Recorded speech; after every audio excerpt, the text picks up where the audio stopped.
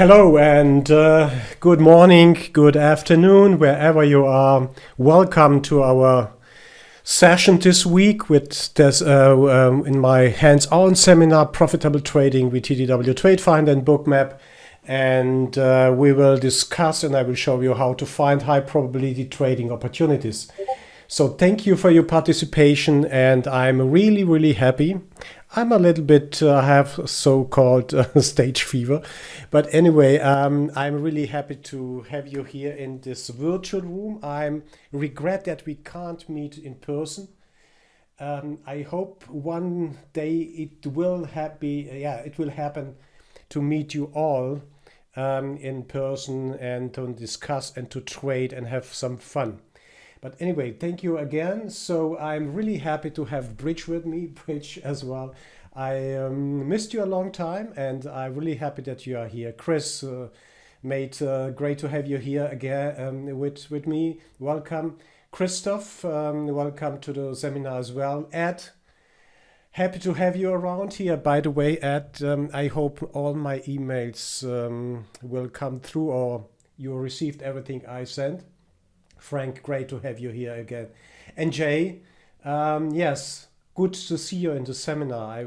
I'm happy to discuss with you everything here.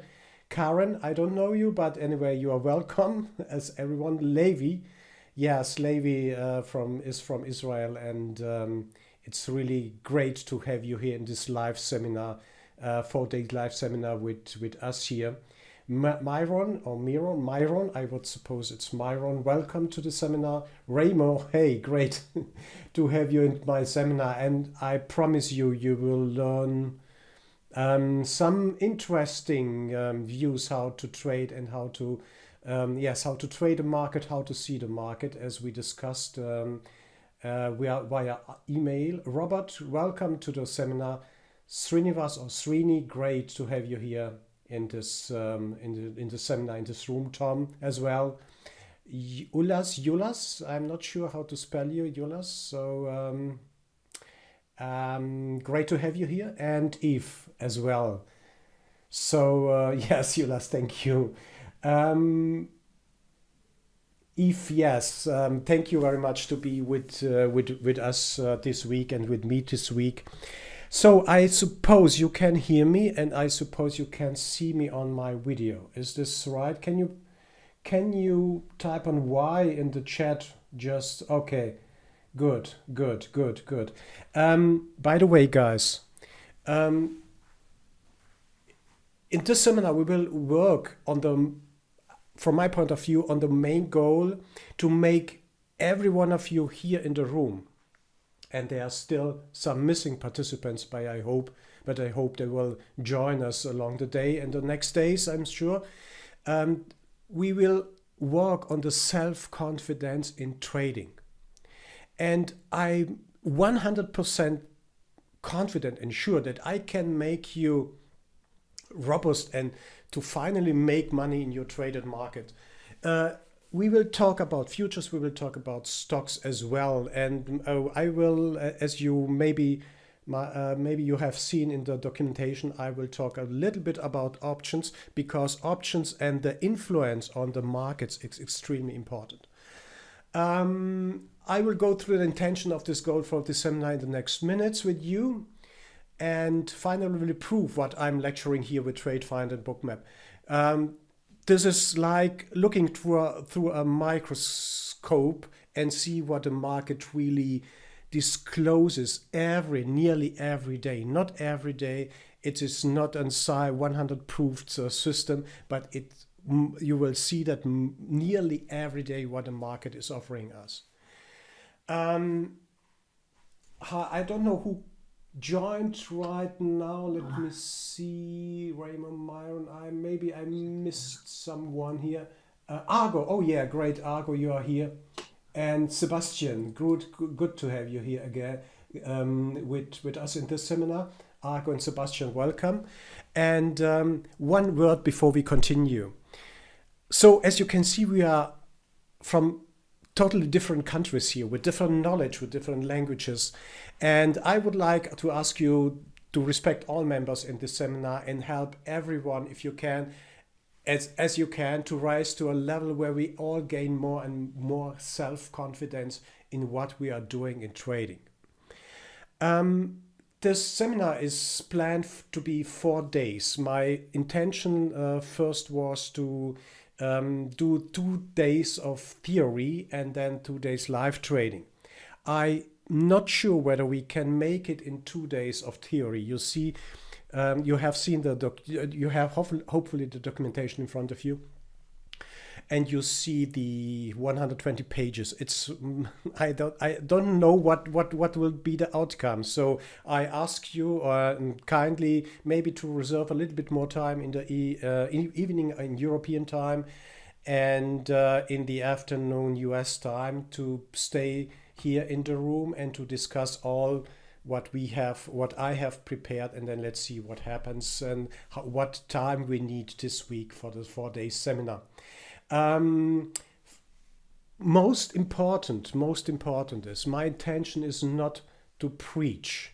My intention is not to talk and to do a monologue here in this room. My intention is, and our intention should be, to have a vivid discussion in the room here. Not only in the chat, but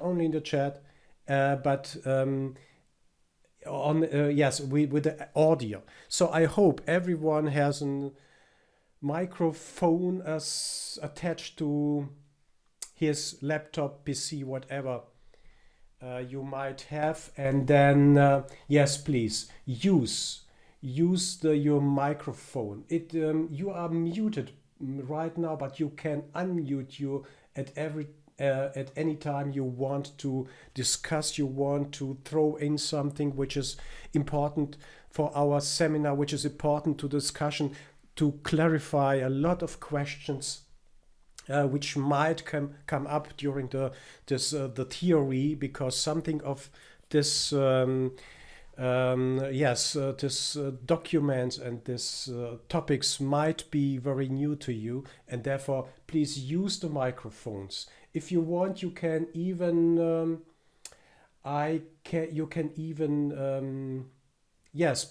put your video on so that we can talk virtually on Zoom here. That would be great if you can do that. So I will encourage you, discuss with us, discuss with me. I will try to answer every question if I can, of course. I think I'm quite confident that I can answer the most questions, but I'm not sure though. So we will see what happens. So microphones are open.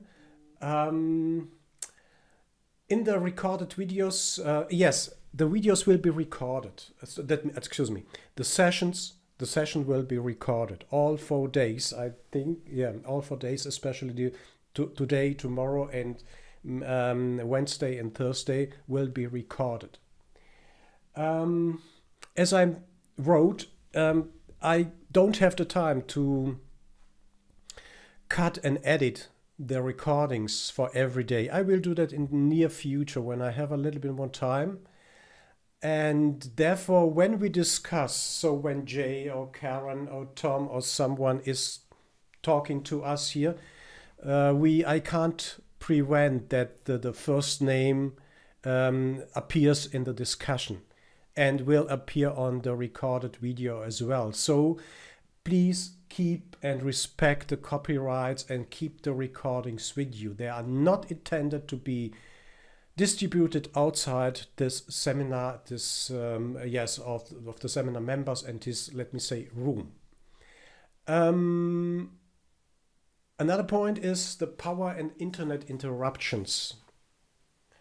I hope everything will go well. So now we don't have any power interruptions, internet or hardware issues or whatever. If that happens, and that happened in the past one time, and that's my nightmare, if it happens, we have to find another day, maybe on weekends, some Saturday and Sunday, as a backup to discuss and to go through the material you have in front of you.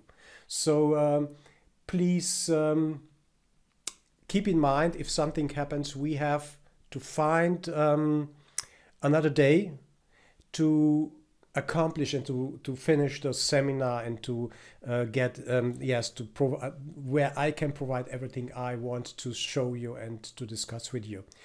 If that happens, I'm sending you an email, and therefore please be sure that my emails from wtl@ttwtrader.com are not going into your spam folder of your email program, whatever you have.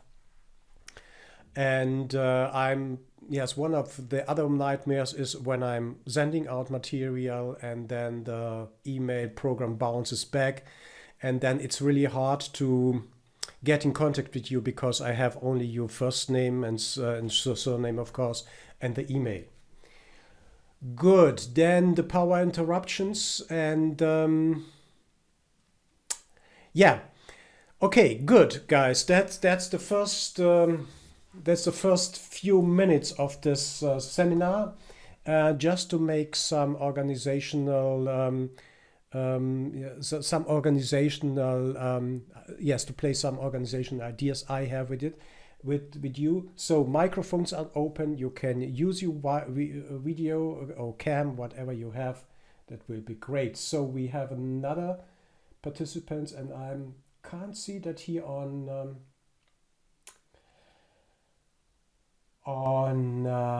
maybe it's Robert, I'm not sure. So I can't see that here on Zoom because it goes goes from A to Z and Y, and it's not doesn't show who enters the room here. Okay, great. Anyway, again, guys, welcome to this seminar, and you will see we will have an exciting and highlighted week, or 4 days at least. Okay, first of all, as I mentioned, this presentation and video material is protected by international copyright laws. I ask you kindly, because this is a big effort, I put a big effort in this presentation, in the logic, in the structure of this seminar. Please don't distribute it outside, and please keep the privacy, as I mentioned before. So no part of this publication and video material may be reproduced, distributed, or transmitted in any form or by any means, including photocopying, recording, or other electronic or mechanical methods, without the prior written permission of the publisher. I kindly ask you to do so, and because it's really worthwhile, you will see and will you value the information at the end of the seminar, and as well we will discuss that as well. The seminar end is not it's not the end of everything. We are in the room, we will be in the room, and we can discuss everything in the Discord room. I'm talking about the Discord room as well. So then the really necessary risk disclaimer.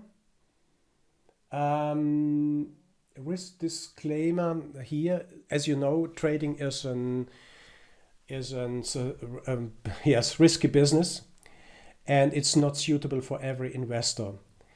The highly leveraged nature of futures trading means that small market movements can have a great impact on your trading account, and this can work against you.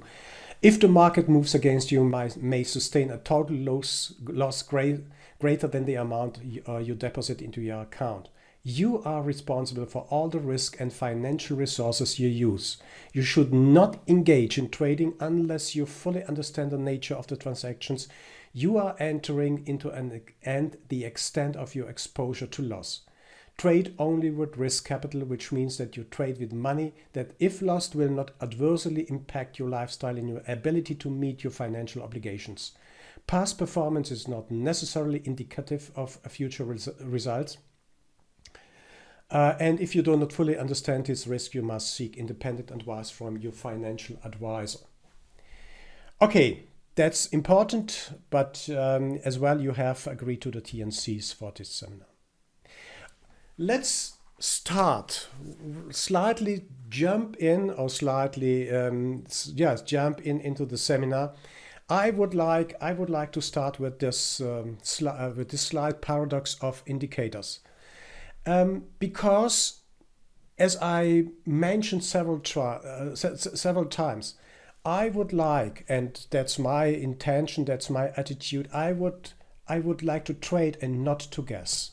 And as you see, indicators can have different meanings. Nothing against indicators, ladies and gentlemen, nothing against. We all need indicators on the chart. That's all good.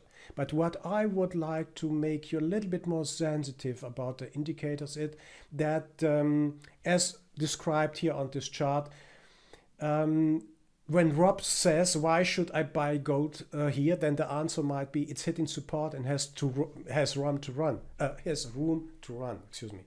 And when Phil decides to sell gold at a certain price, then the answer might be it's resting on support and it's going to break through. So the paradox of indicators is that we are now 20 people, 20 individuals in the room here. And that means if we are relying on indicators, it doesn't matter what indicators we have, then that might lead to 20 different opinions, if not even more than 20 different opinions. What we see, what we experience, it depends on our trading experience, trading time, screening time, and so on and so on. There's a bunch of there's a bunch of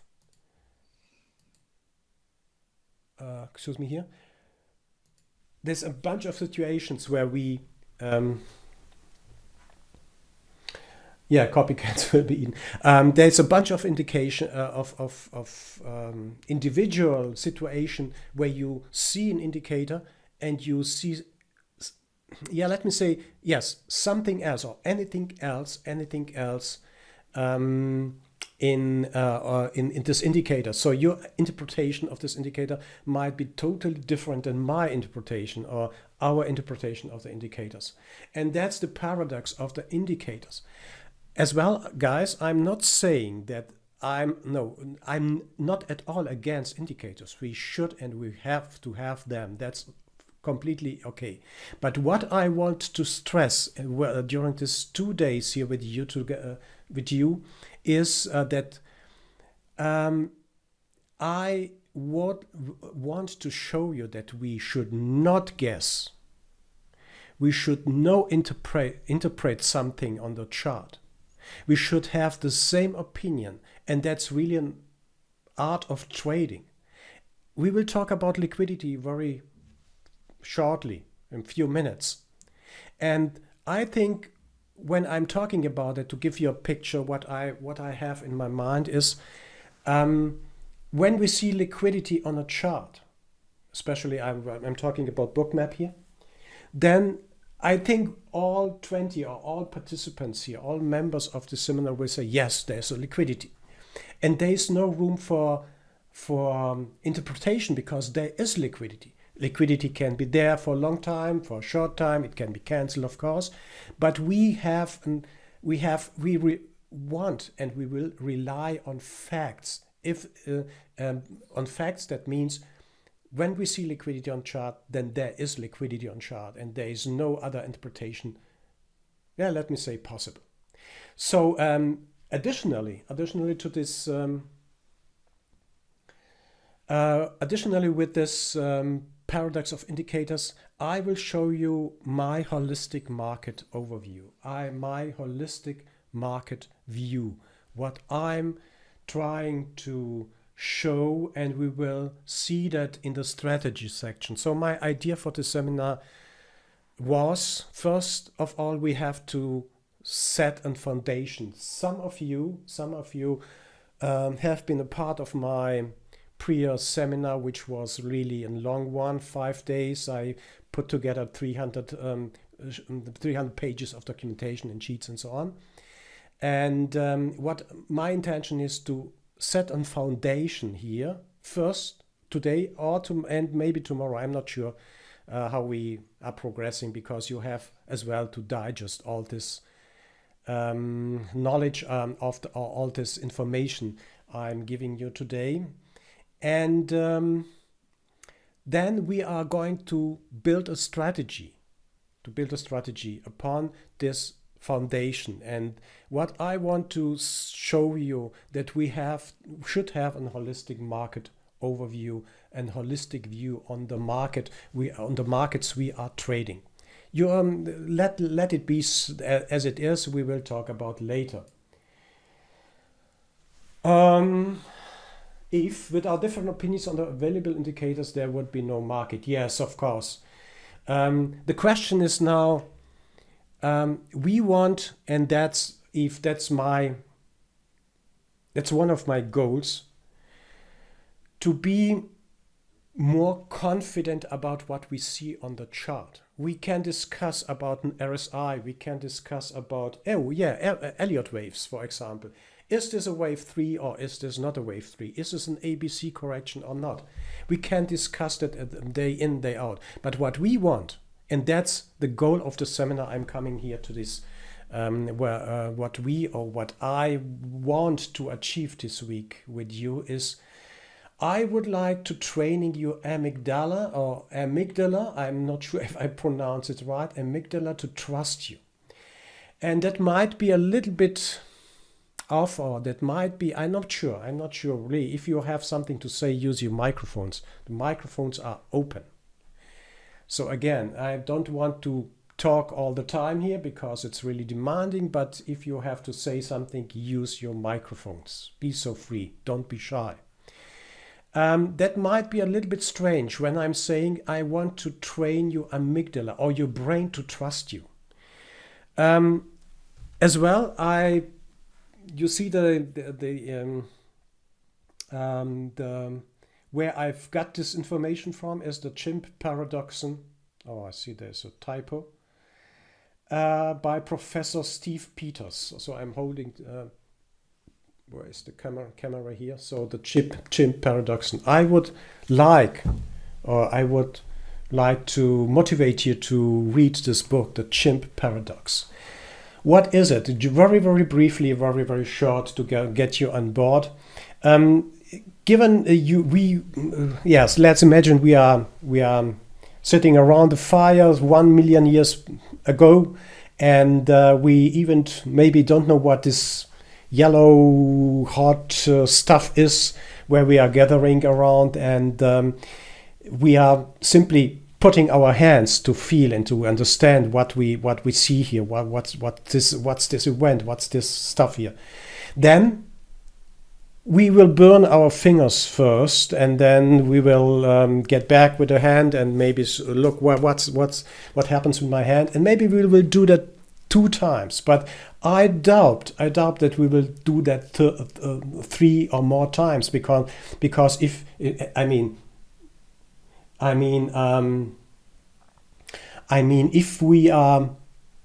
if we want to protect and stay alive, then our brain is the most fascinating organ in this universe we are living in. It's really amazing.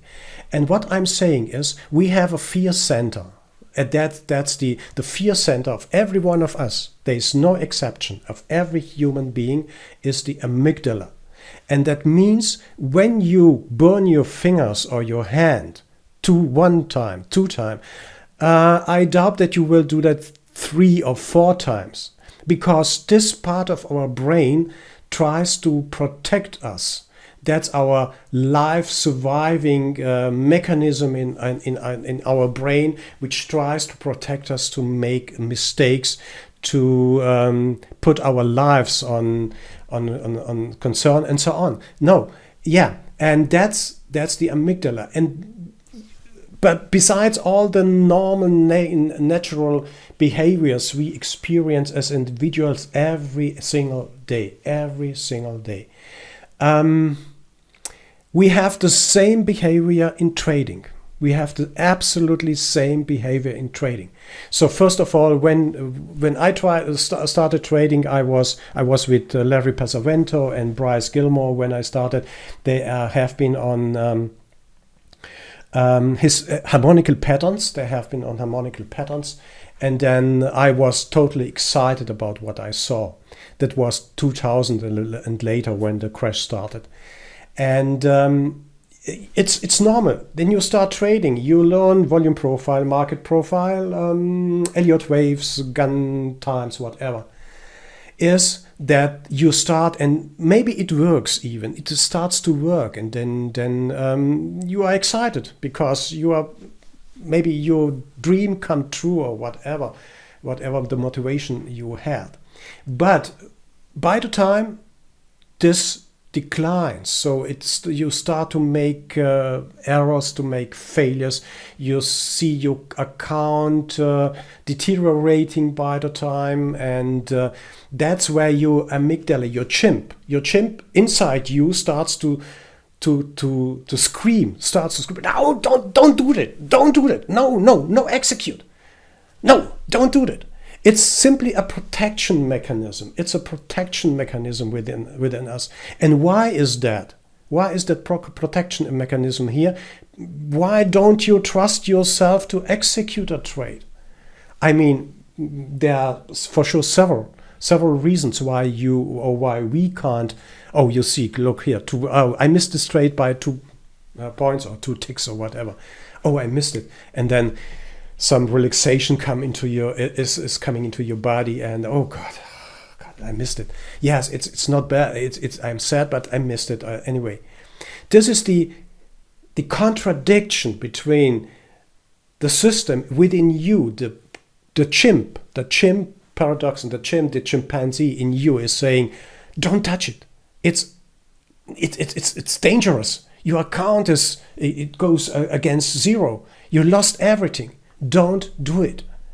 That's the sole purpose of the amygdala, of the fear center, to prevent you to lose your life. And the same, the same behavior, we see that in trading. And why is that? Why is that in trading? That's because we rely on different views. We rely on interpretation. We rely on maybe other gurus or whatever at the end, and it confuses us more than it makes us self-confident.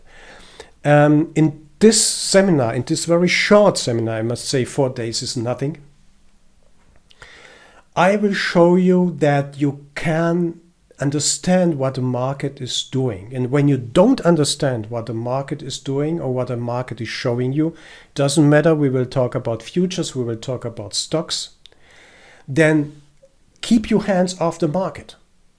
And what is the learning effect, or what will be the learning effect? When you understand the holistic market view, I will show you in the seminar, then you will gain self-confidence in your execution. And by the way, the most important part of our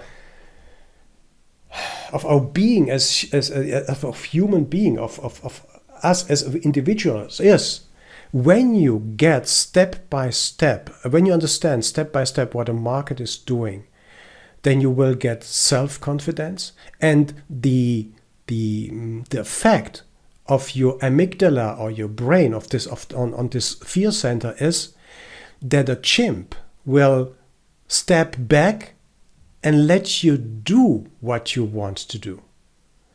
So trading is not a rocket science. You will see, I'm sure you will understand every point we are discussing within this 4 days here. I'm sure that's really nothing we need to have a degree in as mathematics or rocket science or medicine or whatever. No. But we are struggling because most of us struggling because we are not self-confident enough, and our chimp is always firing. Do not. And when you prove that you can trade, you will see the effect that the chimp will slow down. It will become more and more quiet, and then you can execute because the chimp starts to trust you. That's highly interesting. Again, guys, if you have the time, and So here's the camera here. If you have the time, go through this book from Professor Steve Peters, The Chimp Paradox. And you will, it is enlightened. So I just want to recommend it, to read that, because it's important. And that, by the way, why have this Mr. Steenbarger, and who's the other guy? I forgot. Steenbarger is more prominent, and there's other trading psychologists. They have really a good time right now, because a lot of traders need their help. Not because we are thinking, oh yeah, I have a problem with trading because my friend is telling me he is making everyday profits and I do not. What's wrong with me? That's totally nonsense. That's totally nonsense, ladies and gentlemen. We are good. We are wonderful individuals. So don't fall in on a trick or spam or whatever to saying you are not able to trade. It's not the ability to trade. It's simply that you should understand and see what the market is doing, and then you can become profitable. And the more profitable, even if it's a small steps, the chimp will understand that you are in full control, of trading, and then the chimp will step back and let you do your business. That's the goal. I will show you some why I think this approach is the best one. We will discuss this during the next days. So understanding a holistic market view, that what I recommend and what I will try to show you. Achieving the goals based on TTW, TradeFinder and Bookmap. That's simply because I think TradeFinder and Bookmap are genius. Genius, not pair but couple in this case. Because we can see events in the market where other simply just guess and can't even see. Even my colleagues from Bookmap do see that. And executing with an optimal risk-reward ratio. That's my goal as well. So I'm totally sure, guys, you can prove me and you will see that. I'm totally sure that you can execute with an optimal risk-reward ratio. And that in return will silence your chimp in you. So that this is a loop. The better you execute, even if you are going small steps with micros, for example, the better you execute, the silent your chimp will become. And that's the goal of the seminar. I'm looking forward to discuss everything with you here during the next days. I hope that we have some guys more. Alexander, hi, great to have you here. Okay, I lost it. I lost Alexander's iPhone. Okay, anyway, welcome to this seminar, guys. To those of you who joined the seminar right now. That's the goal, and maybe that is really something different. And tell you, okay, we are talking about market profile, and we will have here value at high and value at low, and maybe that line is other line. No, we are not. We try to make you a strong and confident trader. That's my goal this 4 days. I could lecture 2 weeks about this quite interesting dependence between our behavior, our brain, and trading as well. Any questions so far? Use your microphones. I think they are all open.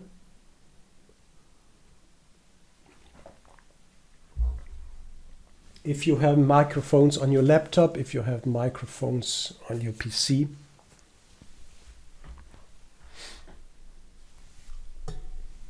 Nothing? Okay. Looking forward to it. I have no questions so far. Yeah. Walter Schlini. Can you write the book name? Steve Peters. Yeah, it's here. Just a moment. I put it in the chat here. Thank you.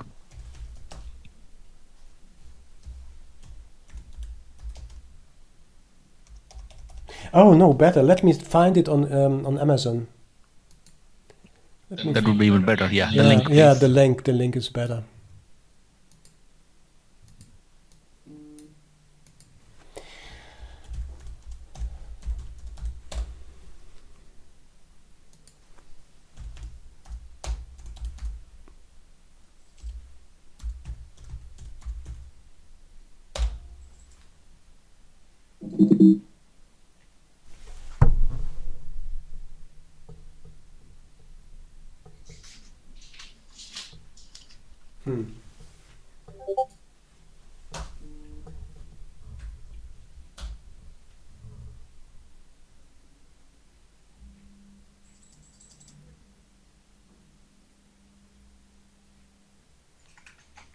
I have a little different paperback here.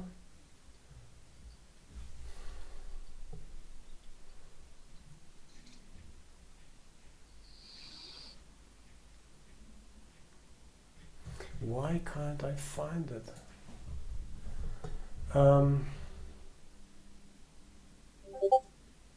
Oh, it's a new one, The Hidden Chimp. Maybe this one as well, and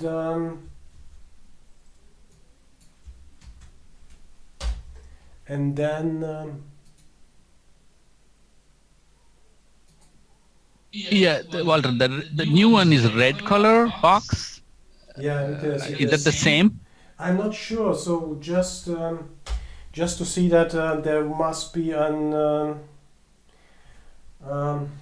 I tried the ISBN. I don't know whether that helps.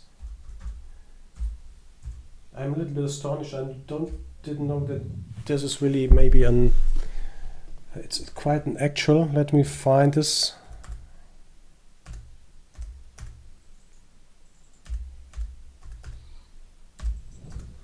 So there's a excuse me, ISBN number, and I think it's you can find it by them. Okay, guys, it's the Chimp Paradox by Professor Steve Peters. A wonderful book. A wonderful book. It's not only about trading, but also as well about our whole life. It's nothing what we are talking just in trading, but it's the same behavior, simply the same behavior. Okay, guys, if you have questions again, please cut in and ask or discuss with me or with us here. So this shouldn't be a one-way monologue here by myself, but it should be a discussion with you because it's quite important. It's absolutely important for me. That's my goal, to give you the best I can do here, and then even to coach you then in the Discord room if possible.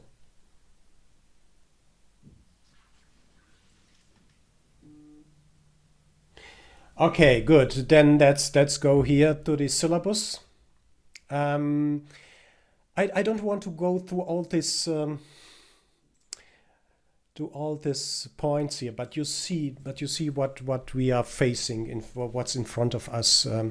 We will start with the market basics because some of you here, I'm sure, you know what the market basics are, and but anyway, this will be the foundation, and I cut what I could cut out of my presentation, form of presentation, I mean, to pick only the highlights, and I will show you that based on TradeFinder, because I think TradeFinder is an excellent tool. You have just to understand how to use it, and you will see how genius it is. Let me see, a little bit exaggerated, but it's really helpful. So we will go through the auction until up to the volatility correlations. I will talk a little bit about options. I'm not an option expert right now. I will do more in options next year. But just to give you an idea what impact options on in our daily business has. and have, and that's important. But then my idea is, after today, I'm not sure whether we can do that completely today. If not, it doesn't matter. We can easily start tomorrow and continue with market basics, then go to the strategies. We have the Wednesday, we can continue with the strategies. What I want to show you is the relation, what I'm talking about, to the actual market. The actual settings, what I'm using in TradeFinder and so on, just to get everything straight, to connect every of these points. So look at the market basics as puzzle pieces, and as well as the strategies. These are all small puzzle pieces, and as I mentioned, I would like to make you, or to raise you and our trading probability greater than 50%. It would be great if we can reach 60%. That means 6 out of 10 trades are successful. Even if we can, the maximum, I think the maximum is 7. The maximum is 7 because there is no holy grail, or there are no 100% strategies or whatever out there, but we can connect everything, all these pieces together, put it into a picture where we see what the market is doing, and then we can and we will be better than 50%, and we should be better than 50%. We will talk even about 30%. That's as good as well when the risk-reward ratio is given, so a good risk-reward ratio. Strategies, we will talk about sweep, hidden order, icebergs, dynamic iceberg development, DID. We did by the way, the TTW, my team here, Trading to Win team, is doing an intensive forward and back testing and forward testing. That's not simply selling or offering an indicator like TradeFinder. No, the main purpose was to find a way in the market, to understand the market, and maybe to prove that on back testing and forward testing based on based on MBO data, if this idea or this strategy works or not. So guys, again, microphones are open. Let's talk about every single piece here, and let's discuss it controversially. It's not a love event. Although I love you all, but that's not a love it. So we need to discuss, to understand what we are doing here, and then it will help you to become a sustainable trader. Price dynamics plot, that's a great invention for futures. Daily institutional levels, I will talk very briefly about them because they are, that's really obvious what they are. Business done pattern, I added it to this presentation. Cheat sheet features and for futures and stocks, and there's an addendum. I added market volume pro, but we don't have the time to talk about every single step piece of this. Documentation is available as PDF. Every one of you should have the newest PDF. By the way, the version of the PDF is on the front page. 11.14.2021 is the latest. If you find typos or something strange here in this presentation, or maybe a term has not the right meaning, please inform me. I will change that and we'll resend the PDF or the updated PDF then. You will get the recordings on vimeo.com with a protected access. Please respect copyright, and configuration files are publicly available on tradefinder.info/. Okay, settings. Good. So far, the introduction, the first 45 minutes, and I think what I wanted to show you, to tell you, is I have a really hard target, and I'm measuring myself based on the target. Okay, good. Any questions so far with this intro? Before we start before we start to dive into the basics. Okay. I don't see anything here. Do we need rhythmic future data or is DXVCME future data fine? We need rhythmic data to see all. Yeah.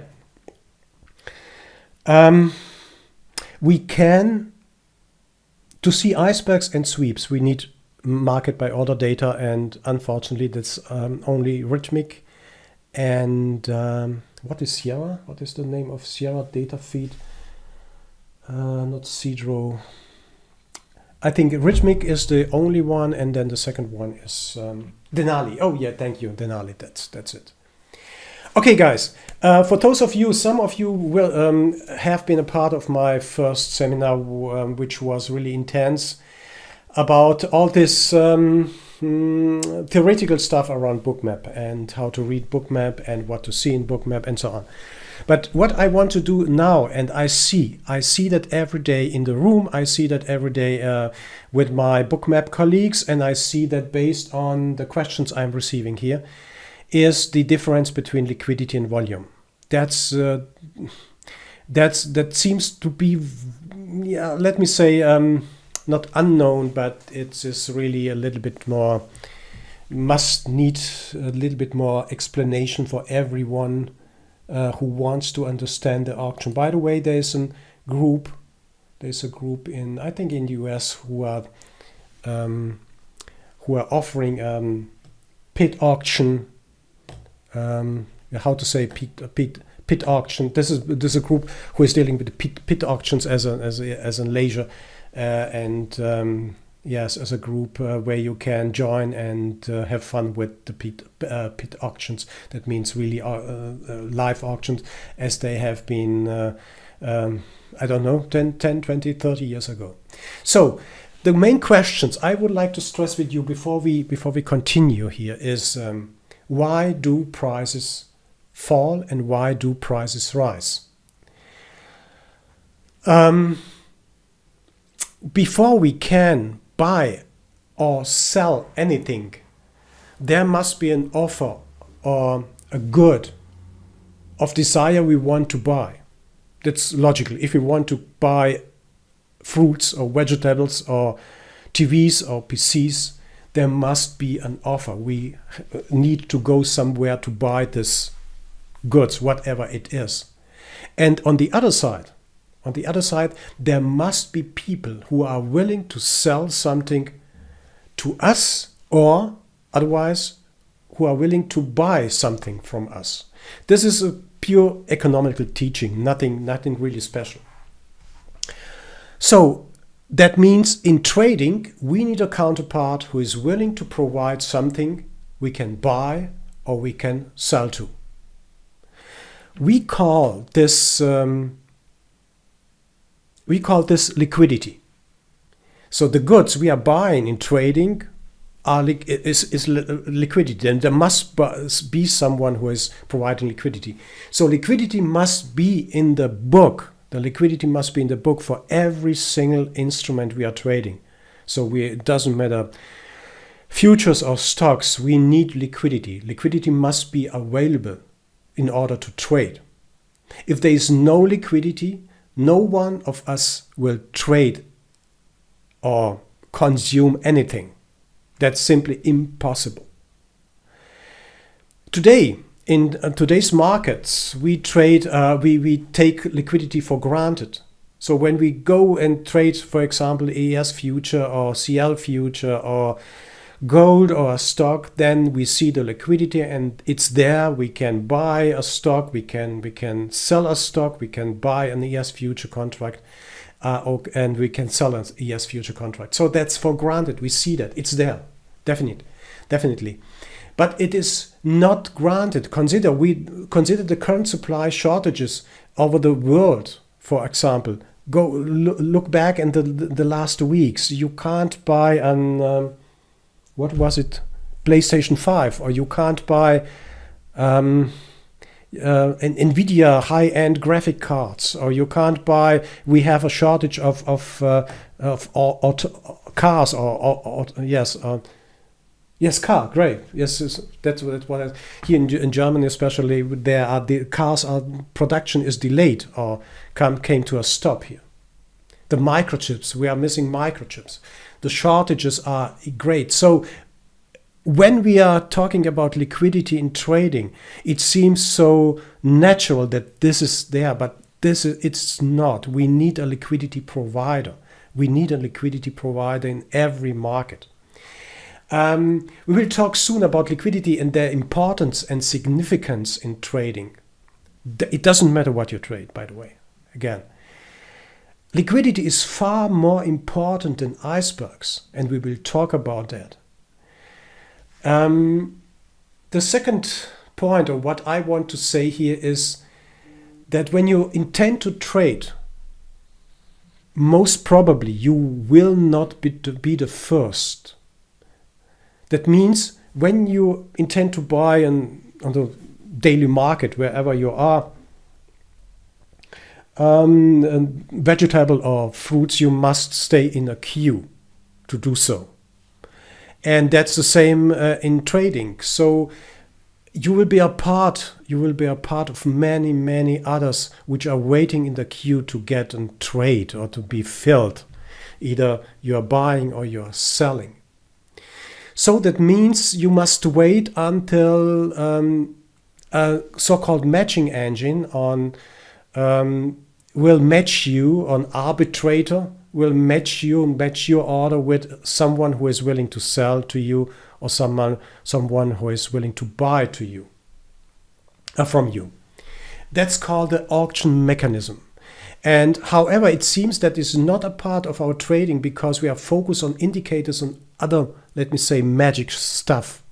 But keep in mind that everything you are doing on any exchange worldwide must come to the exchange and must be, it goes to a queue. It is a part of a queue, and then by the time it depends on how you place your order, market or limit, it will be executed, or you will find a counterpart. Let me say it's an individual. You have to find a counterpart who is willing to sell something to you or to buy something from you. What I'm criticizing, and guys, as well as I mentioned, microphones are open. What I'm criticizing in all the rooms I'm around here, especially in Bookmap, is that no one takes the dome, the order book, the depth of market as a serious source of information. It's really a serious source of information. It is important for high liquid instruments like, yes, it's not liquid anymore, but for example, treasuries. And it's hard to read for thin liquid instruments like NQ or CL or gold, and sometimes even, yes, when the volatility is high. What I wanted to say, I consider that as a mistake. Therefore, in this seminar, I will draw your attention the next days to the liquidity and volume model. And the liquidity and volume model, liquidity tracker, is the most important part, the most precious part of TradeFinder. And the liquidity model and volume model will guide us throughout our trading day. You will see that when we'll talk about hidden liquidities, relative hidden liquidity, and absolute hidden liquidity. It gives you such an, valuable and practical insight what the market is doing. We will talk about in a few minutes. So what I have here is simple an Excel file, just part of my other seminars. I would like very briefly to ask you, and that's your part now. I'm taking a short break here. Why do prices rise and why do prices fall? Let's discuss this. Just to be sure, we don't need to stay around here for the next hours and discuss this, but I wanted to market orders. Sorry? Market orders? Yes, and let's see. Let's say I'm just erasing this one. Let's say that's the order book. That's the dome, depth of market. The prices are here to the left from my side here, 150, 60, 70. This is the market bid and market ask. So what is needed to raise the price from 160 to 170?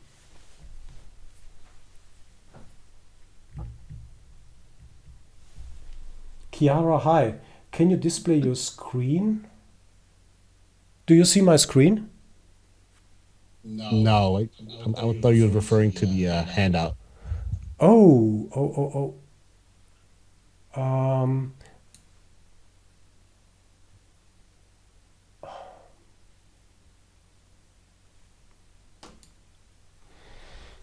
Excuse me. I'm was sure that I'm just displaying.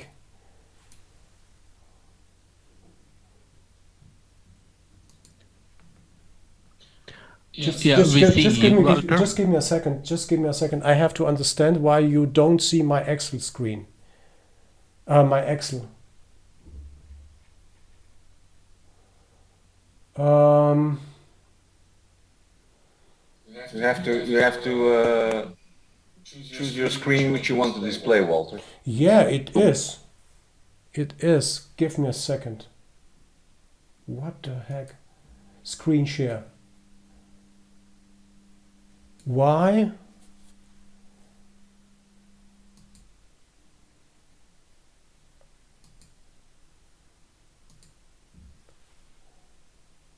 Do you see my SPY? You see your book map screen Okay, now. okay.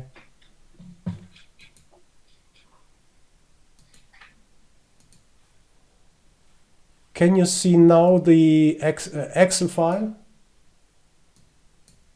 Yes. Yes. Okay, something went wrong here, so I'm not sure what. If something is not working for you, you don't see my screen, you miss my voice, your video, whatever, please interrupt me immediately. Just a moment, please. So you see my presentation, brief introduction into an auction, and as well the Excel sheet. Is this right? Yep. Okay. Just the Excel sheet. Sorry? Just the Excel sheet. Okay, good. Okay, good. The Excel sheet right now is here on my screen, and you see this, let me see, this order book, the depth of market, where I want to restart here just to, the question is, why do prices rise and why do prices fall? So that's the question. So you see on the left side 160, that's the price, then 170 and so on. This is the price ladder here. You see this green is bid and this limit ask here is red, and on the ask we have 50. So my question was, and I hope everyone can be a part, just a moment here, be a part of the discussion. Everyone can be a part of this discussion. It's okay. I just have to manage my screens here. Excuse me. Good. The question is why and what do we need? What do we need to raise the price from 160 to 170?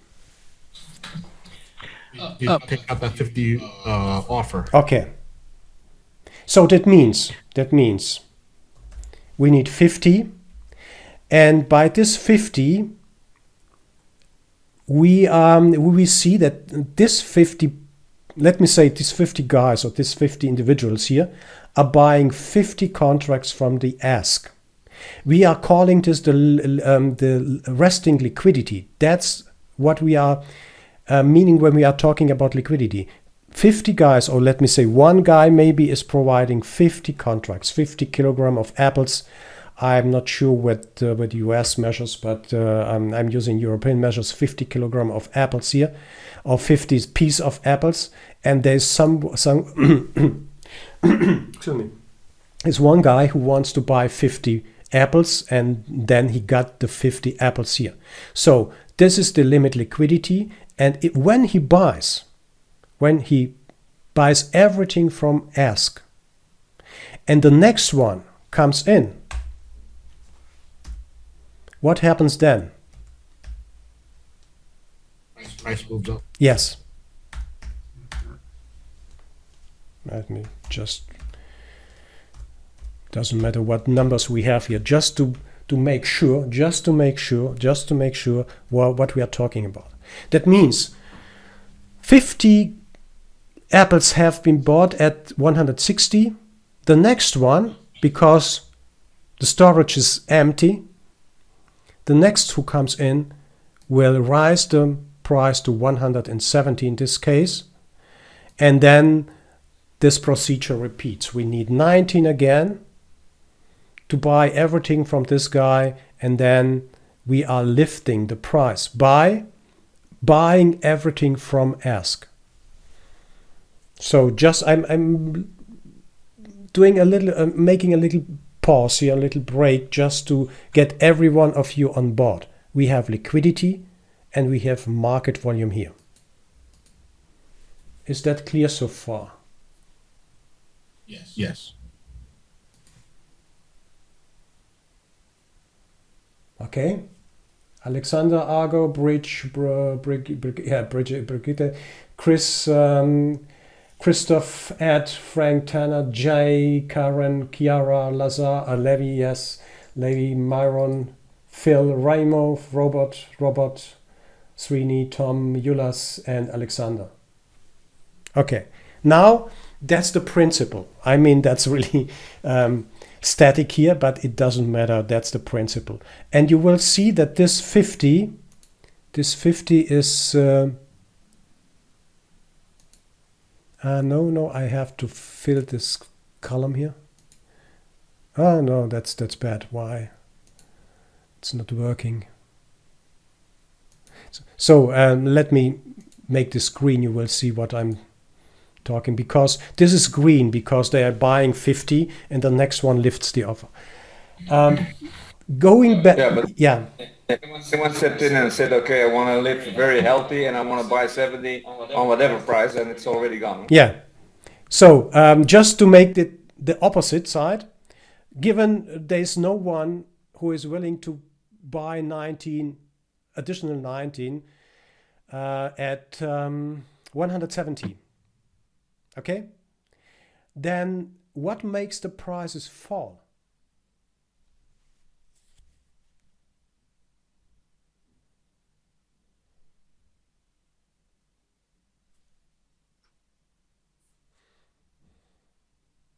Why do prices fall?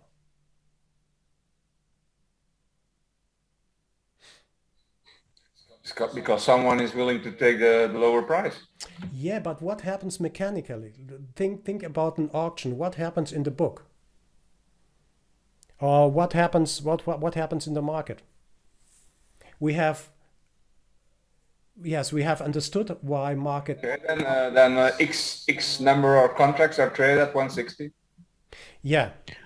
How many exactly? Just 50. We need more than 50. Yeah, exactly. Because that's a really a theoretical discussion here, but just to give you an idea how this order book and DOM works and how an auction works. It's the same. It's a very simple auction. The very first seminar I did, I don't know, 4 years ago, we did an auction. So I was the auctioneer, and then the members or participants of the seminar have been the members in the pit, and it was totally funny to watch what happens when you are part of really a pit auction. So given we understood someone must buy from ask 50 and then lift the price, the next one lifts the price to 170, and in return, in reverse, if we want to, why the prices are fall is, as I don't know who was it, 50 must be sold to this buyers here, to this bidders here on the limit side, and if this 50 is sold, then the same action happens to the downside. So what numbers do we need here? So the next one who is selling makes the prices coming down from 160 to 150. What do we need at 150? How many contracts do we need at 150 to make the price fall? 69. Yeah. Sorry. 7%. Yeah. What do we need to make the price coming back from 150 to 140?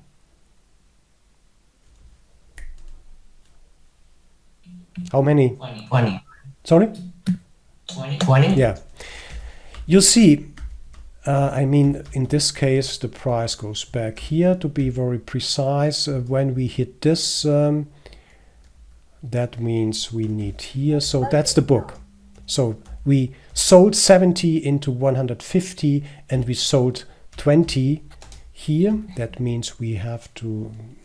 It doesn't matter, the numbers are not important, just to show you the mechanism very short and what we are talking about. And that happens in extremely fast time, in milliseconds. That's really sometimes hard to watch. The only exception are treasuries, from my experience, where you can sit there and seeing what really happens in the book. But the prices rise. Let me just draw this red here.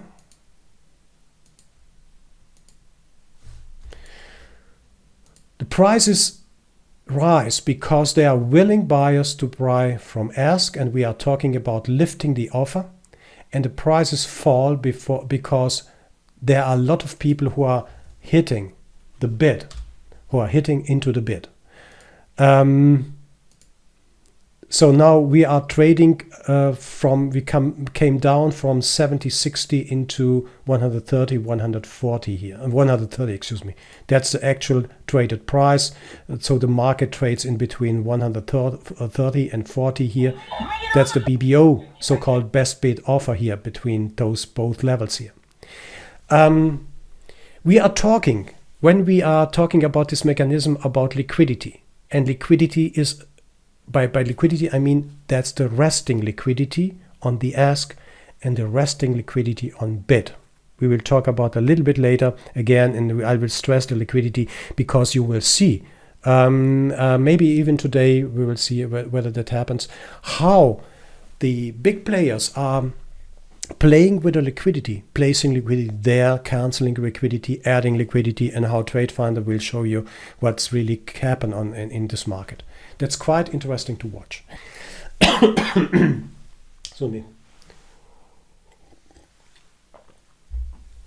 This in between the bid and the ask, this is the market volume. These are so-called aggressors. I'm stressing that because we need this as a common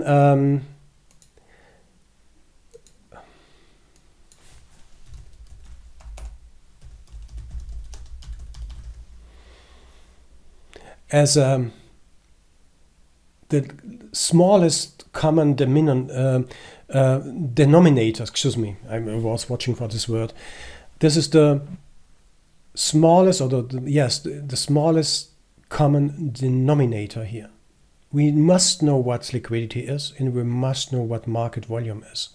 These are differences. The guys are simply waiting for to be hit, or to buy or to sell. It doesn't matter. And these guys, the aggressors, are coming in because they can't wait. They can't wait until the price comes to 130 or 170 or whatever. These are the aggressors. Now, one additional word why the prices comes down or falls is because there is no bid support. The main cause why the prices fall is there are no bids. If the prices deteriorates or we have a crash in the market, then you won't find enough buyers who are willing to stem against this drawdown in this case. That's the reason why prices fall. If we find support here, for example, he is selling, he sells 30 then you will see a refreshing maybe here to 40.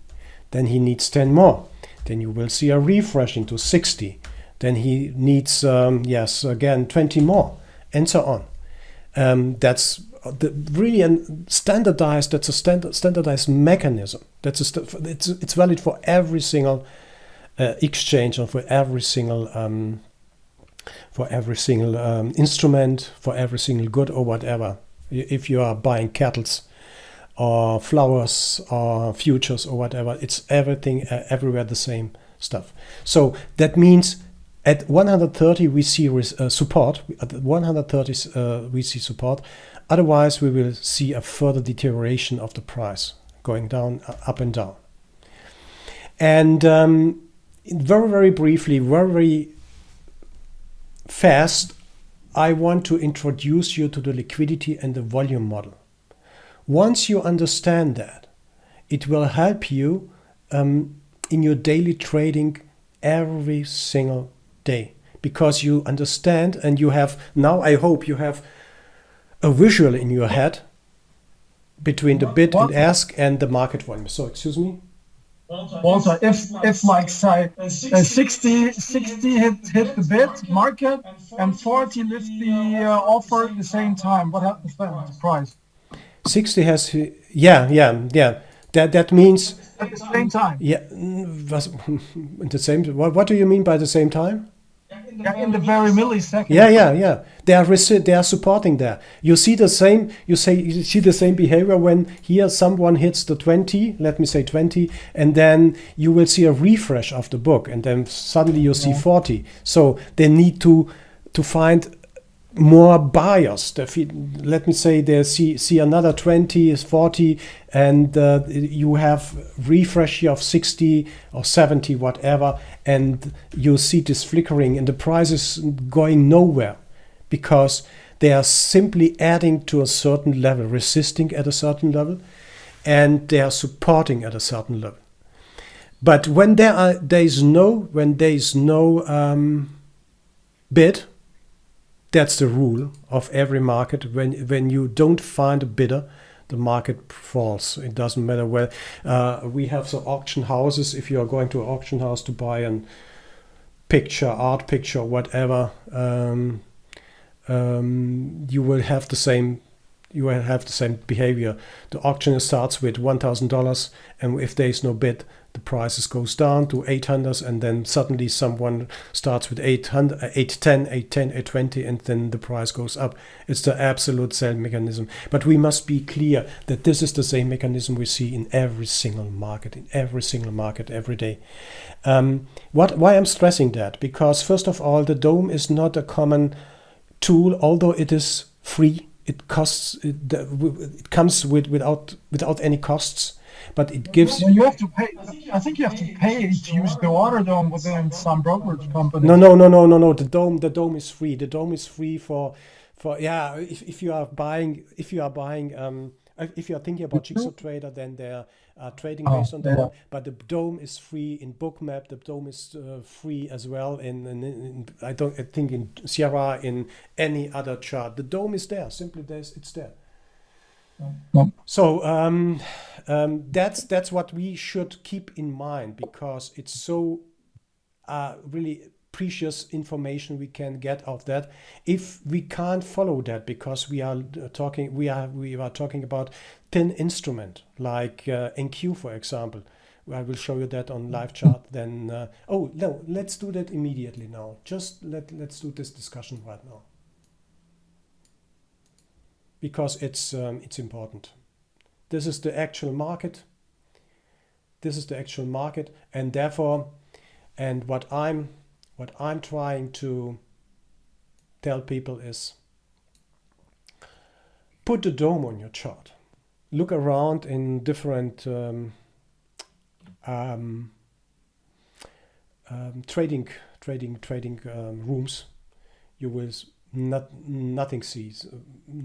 I don't believe that you will see something like that, because in this market it's possible to see something what we are talking about. We have the bid, we have the ask here, we have the aggressive volume, we have the I learned that from Jigsaw Trader.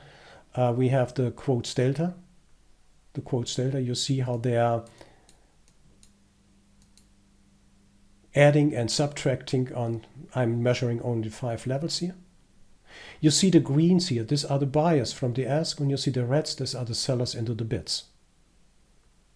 Please interrupt me if I'm too fast, please intervene if you want to know something, if you want to discuss, please do so.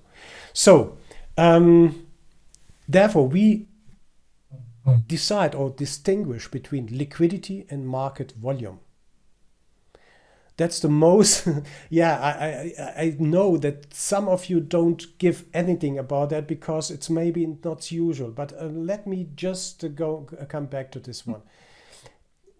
I insisted when I was trading that I want to know the liquidity, excuse me, Chris, I'm insisting to know what liquidity is and know what market volume is. Because to see what is really happening in the market, ladies and gentlemen, what is really happening in the market. On one point, it gives you the information, okay, the ES E-mini trades at the moment for the first 16 level with 170 contracts in average. That means the first 16 levels from the best bid offer here, where this green or red line is, the first in 16 levels, you can extend it to 20 if you want, or to 10, whatever you want. Excuse me.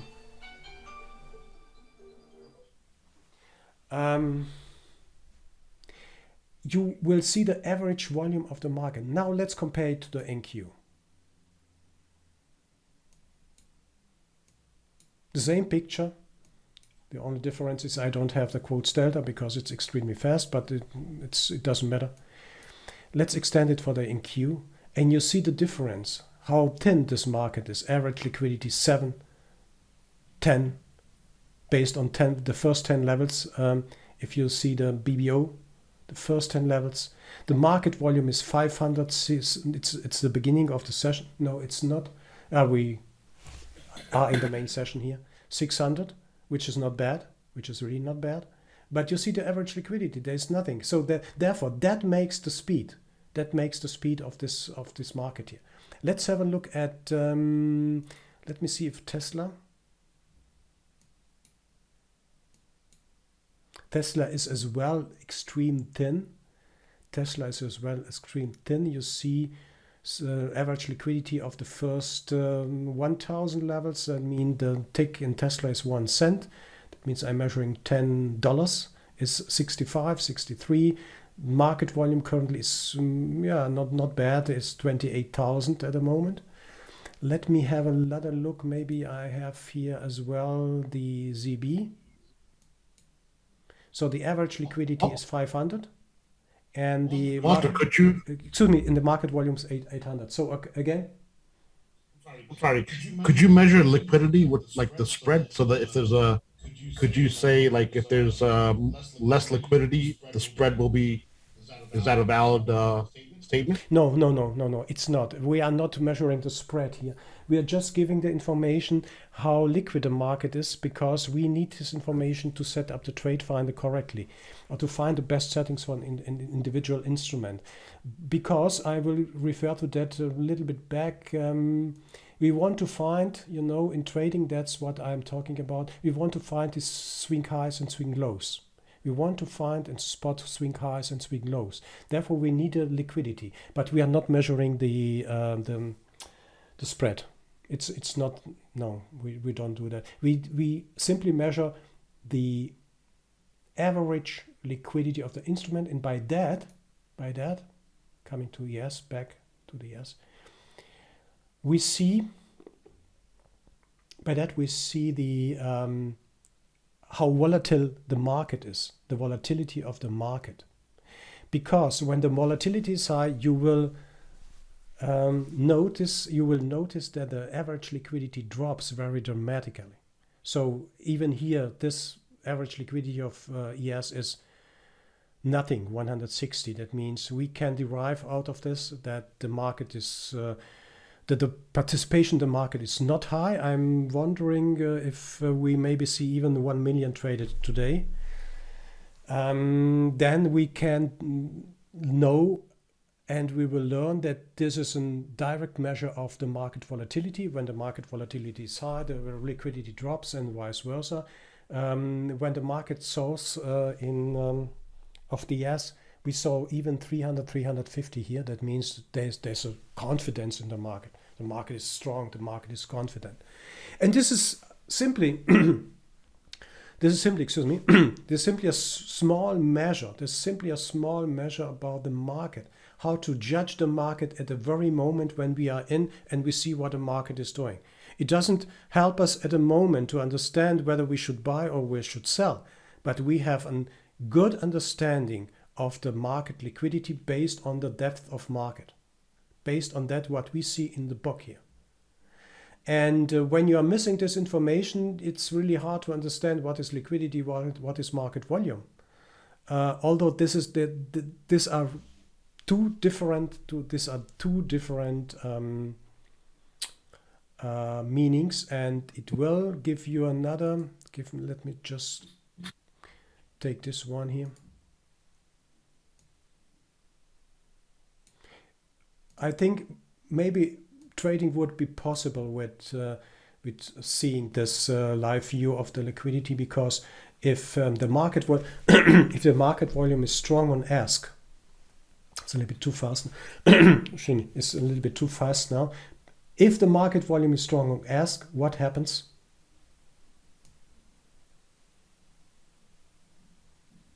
Prices will drop, I guess. No.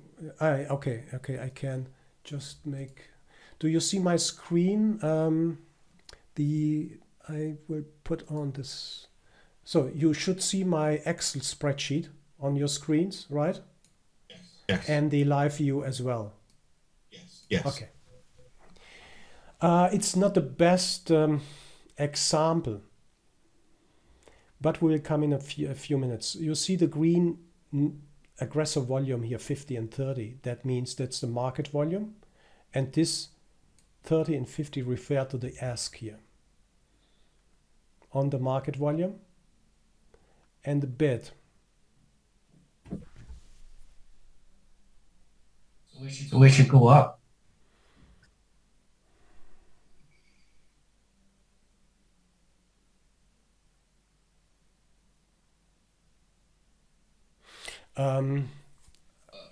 Just not to No, it confuse. depends on the it depends on the liquidity. If you have we have 176. So in this situation will go up. Yeah. I'm just a little bit confused because of the ask bid here. I'm not sure if we have another bug here, but you are right. If this ask if this green gauge here, or this bar, if is stronger than longer, and then the price will go up here. Now the price is going down, I suppose, here because they are hitting the bid here. They are hitting the bid. 633 into 190. It's a little bit not the best example, but I just wanted to show you that this has a direct impact on the price. So you see bid, they are hitting the bid, here. They are just refusing, the price comes to a stop here. And it's not usable. You can't trade based on that because you can't, the aggressors come in and we can't predict when the aggressors are entering the market. But at the moment here, very nice to see the market should go up, or the price should go up here. They are buying everything from ask. They're buying everything from ask here. They're buying everything from ask. I suppose, the market is climbing a little bit here.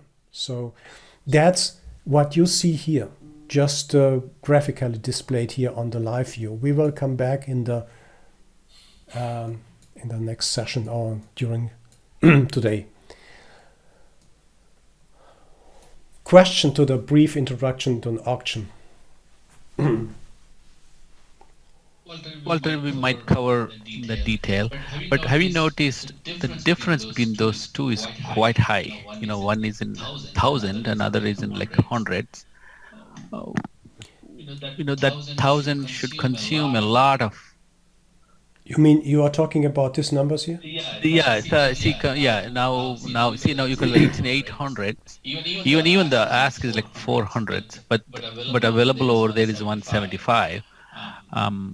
Is that normal? Yes, That way? yes. Because that should consume a lot of those asks with that thing, right? It should consume a Yeah, the market volume at 700 whatever 50 or something of 170, it shows that there is simply, I would say there's a movement in the market. It means the market trends.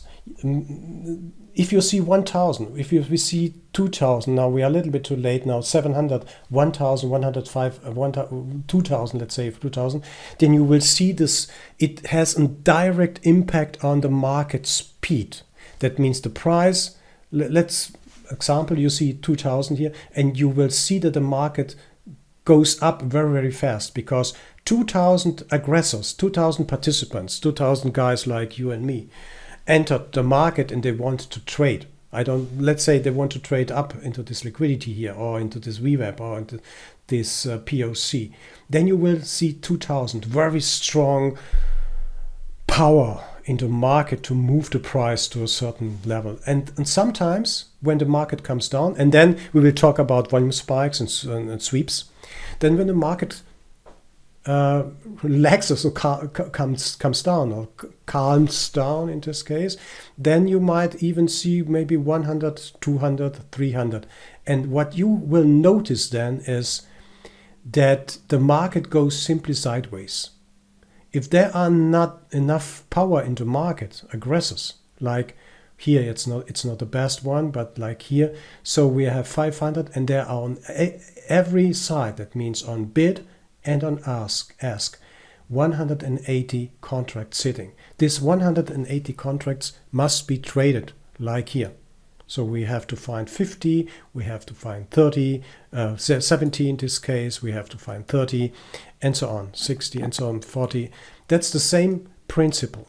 But when you see this picture, now you see it 1,000 here, and we have on every side on the resting limit side 170. That means the market is there's some power, there's some energy in the market. They want to trade at those levels. We can't say the market is going up or the market is going down, but we see that there's there's a movement. The market moves. They are fighting right now with this level 83 or whatever it is here, and it's not sure where the market is heading to. But we see there is certainly a fight and something which will move the market.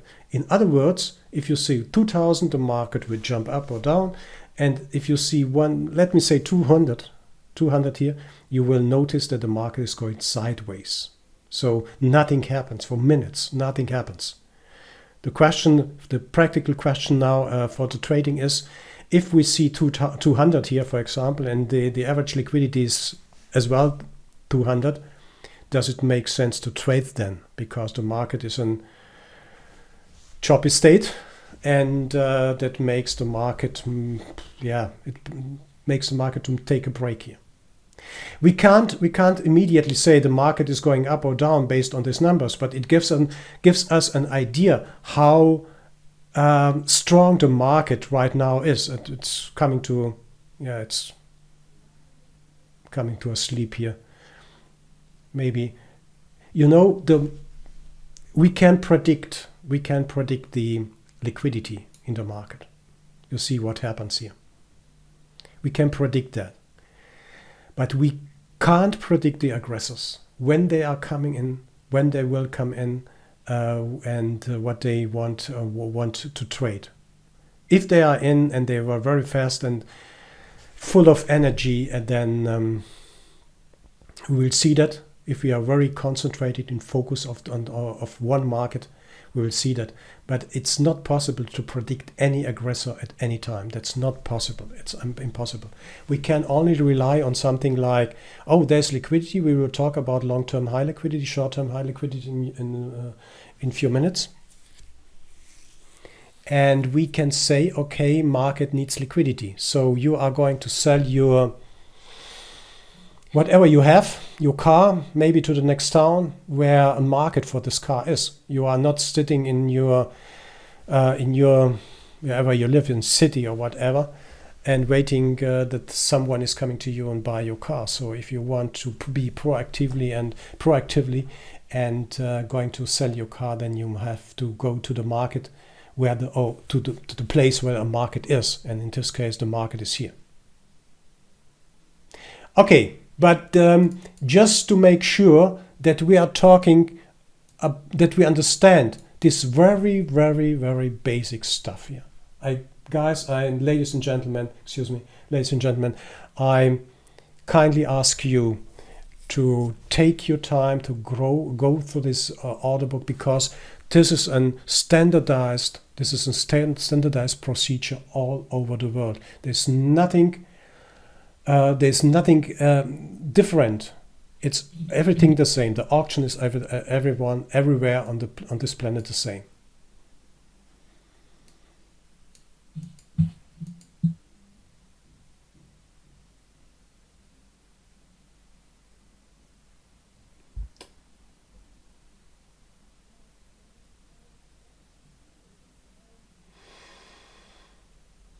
Any questions so far?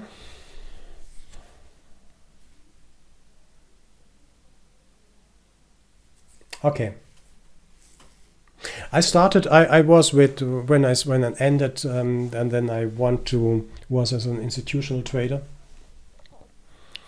and I first came in contact with an order book, a dome. I'm not sure whether it was TT or anything else. They have their Bloomberg terminals. They have the domes, and that's where I first saw this stuff, because when you, at least I'm talking about myself, when you start trading, or when I started trading, then you got a lot of information about trading, and most of, I must say, I'm speaking for myself here, is nonsense. And then Peter Davis with Jigsaw Trader started in 2000, I don't know, 9, 10 or something, to make a dome for NinjaTrader 7 this time, and it was affordable because TT was quite expensive for a retail trader like me, and therefore that was the first contact. And Peter Davis did a tremendous job, did a famous job. Peter Davis did a famous job with the Jigsaw Trader, although it is really, I gave up because it is too tiresome for myself watching the dome all day. Because I'm visual type, so I'm a visual guy, so I need some visualization of the market, what the market is doing. What I just want to show you here is the structure of the limit order book.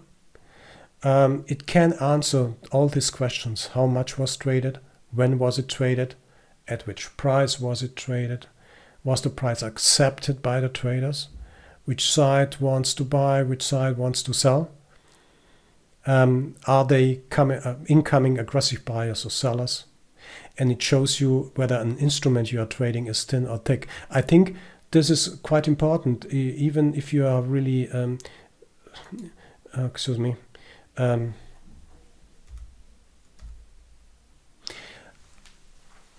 because I have discussions with traders who are seeking,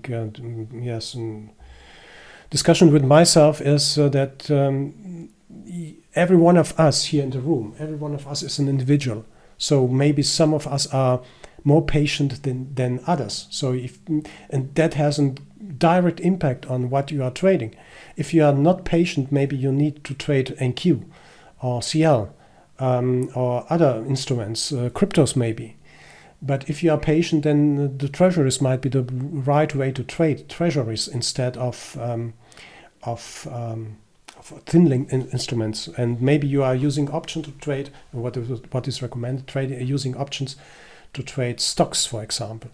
We have always the same answer. We will try to answer questions we have tried to answer this week is we need to find the sweet spots. I call them sweet spots, where our risk-reward ratio is the best, should be the best.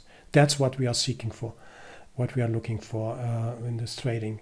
And the structure of the limit order book is standardized. Therefore, you should understand liquidity as the resting liquidity on ask and resting liquidity on ask and resting liquidity on bid, and in between this are aggressors. Please interrupt me if you don't understand, if you can't follow, or maybe I'm too fast, whatever. As mentioned, this is not a monologue, or shouldn't be a monologue at least. I showed you, and that's important, I will go very quickly through this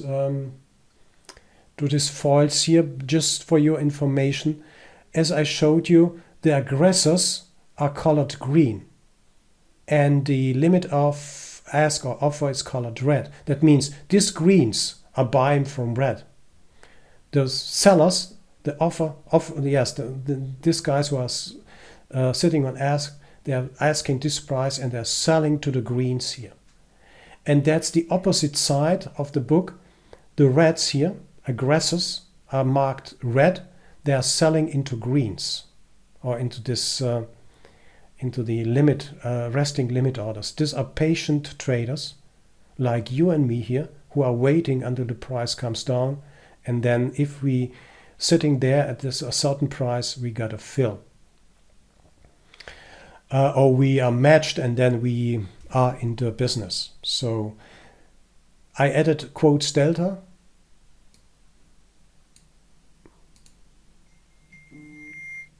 I added the quotes delta to my book Dome here. By the way, you can get the setup very instantly in a second. I will show you that during the next days, where you can download all these settings for free, and you can apply it really in 5 seconds if you want. So they are selling right now here. Where is the? This is the price is here, 82.50, 82.50, and you see this red. They are selling into bids, and the greens are buying from ask.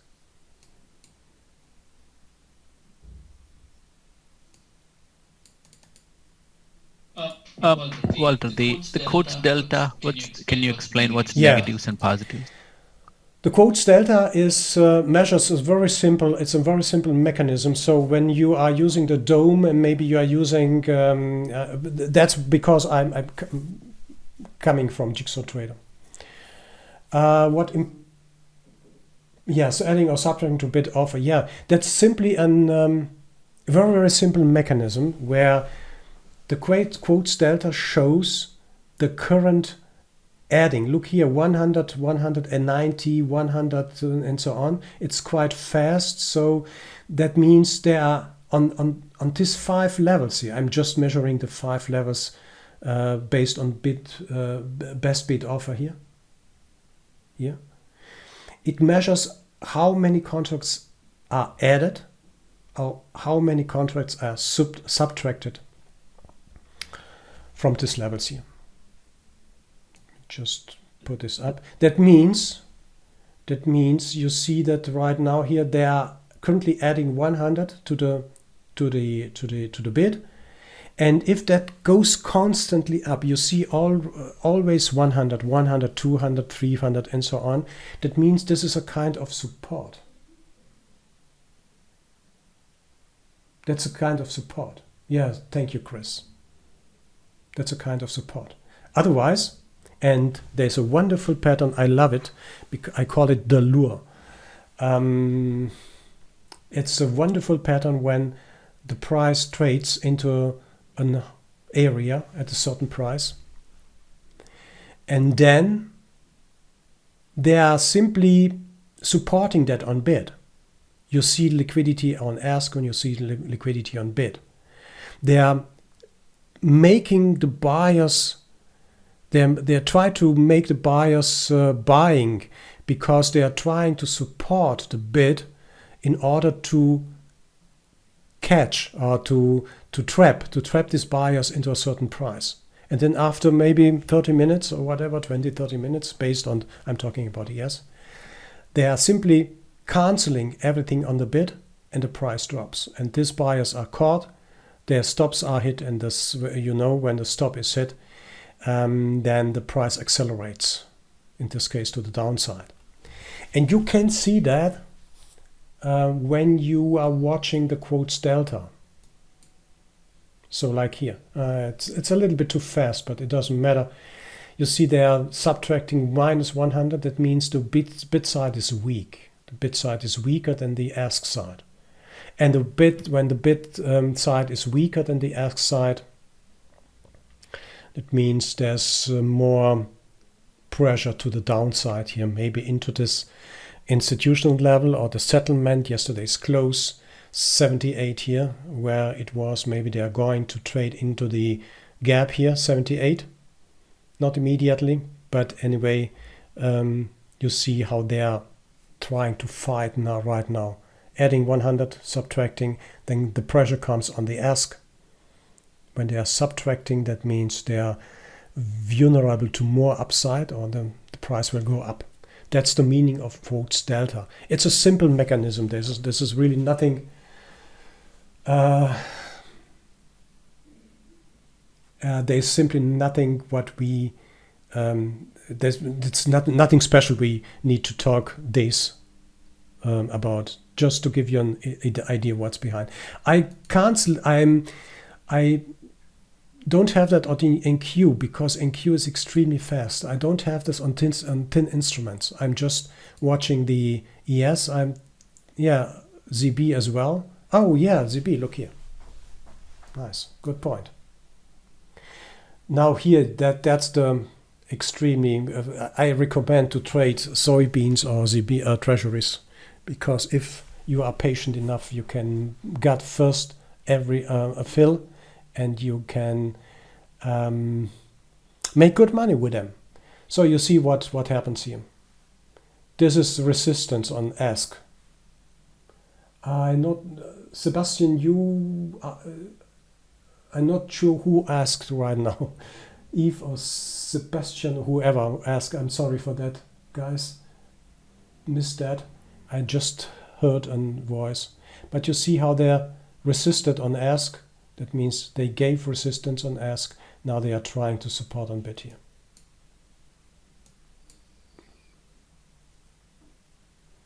That's the current picture. You see how they're adding 352 to 160 and 17. Yeah. And they have trying to lift and to support the bid here.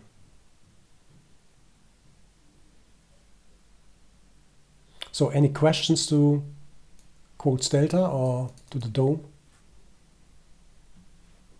Do we know exactly how the CME? Yes, there's a web page on the CME which describes, there's a page on the CME. Not sure if I can find it immediately.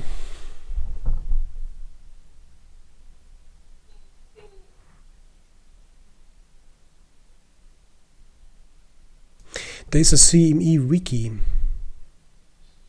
and you I can't find right now the page, the link. Yes. No, we have not only FIFO, we have more than FIFO. We have different entry techniques, but everything is described on the wiki of CME wiki. So I can't. Yes, we can do that offline. I can't find a link right now, but the most of all this stuff is described on CME wiki. Okay, let's go very briefly to this stuff. If you have questions, please, I urge you, please cut in and talk with us. Talk with me, talk with us. Don't be shy.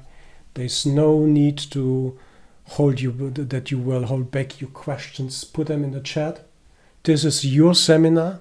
This is your time, and I'm spending my time with you to show you what is really important for you to understand the market better and better and better. Limit order, what it is? I think limit order is an order on the limit side. I have a question. Yes. The column in the middle there, VP, it always confuses me. Is that like it's the historical market data, the historical trades that have been made, right? Yes, yes, Yeah. that's what's indicated here in the aggressor volume here, aggressor part. The nice thing is that was the you can nicely see if you're watching and setting your dome. It doesn't matter whether you have Jigsaw. It doesn't matter whether you will put a dome on Bookmap. You will see very nicely the statistical outcome. You see here at 92, I'm not sure, 92, very nice resistance here based on this green bars. Let me just, here, this green bars, you see that? This is all historical what happened, but this is how a dome works. Well, this is really nothing, at least to me, nothing special. You see the historical data here, but what you can do in Bookmap, and that's one of my secrets here. You can click into this column here, into this aggressor column or SVP column. I renamed that aggressor column, and wow, magically everything is gone. So you can reset it at any time just to see better what happens right now here in this case. One wonderful dynamic iceberg order here. We will talk about that. But you can reset all the time this aggressor column here and get rid of the historical data. The SVP here as well, you can rename that.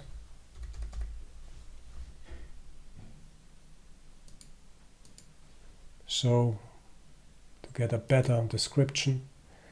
So that column represents anybody who hit market order. Yeah, these are market orders, yes. We are hitting the bids, we are lifting the offer. These are market orders.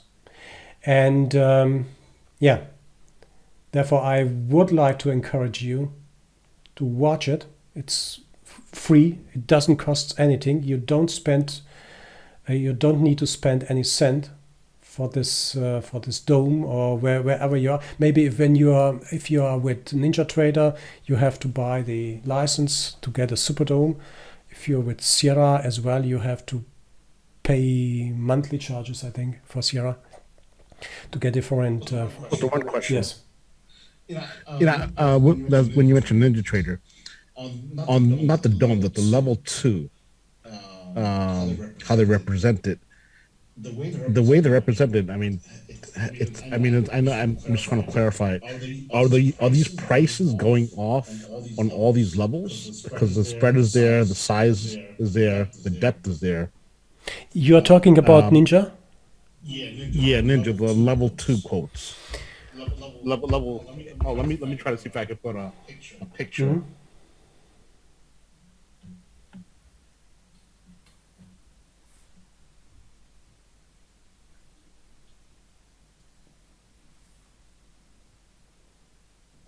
Okay, hang on one second.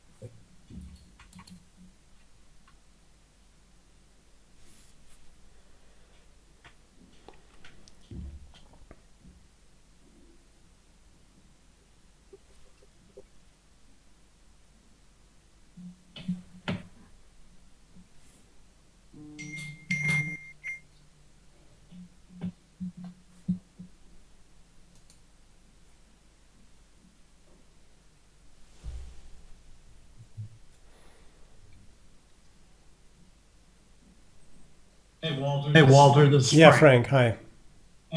Hey, I got a quick question for you. Do you, in the aggressor column, do you double click and clear that out fairly frequently during the day? No, I don't do that because sometimes like I did it right now here in this column.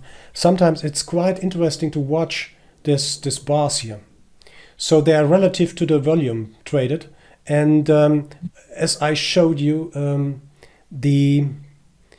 there was a high volume traded in 92. I think it was 92. So I'm sorry for that. I don't delete them because they can be of value when we are considering and watching the so-called resistance or support areas. These bars are relative to the volume. I think it's the same for Jigsaw as well. So you can do that as well in NinjaTrader. But I don't reset them because simply of the fact sometimes it is necessary or sometimes it is valuable to see to watch the level where the relatively seen the biggest, let me say, the biggest bars are. Maybe to see that that was a support, it was a resistance. So I don't do that. Let me see. Okay. Let me see the picture whether I can open it. I was just curious if you do that when you're getting ready to execute a trade, just to see if you're seeing a lot of support or no.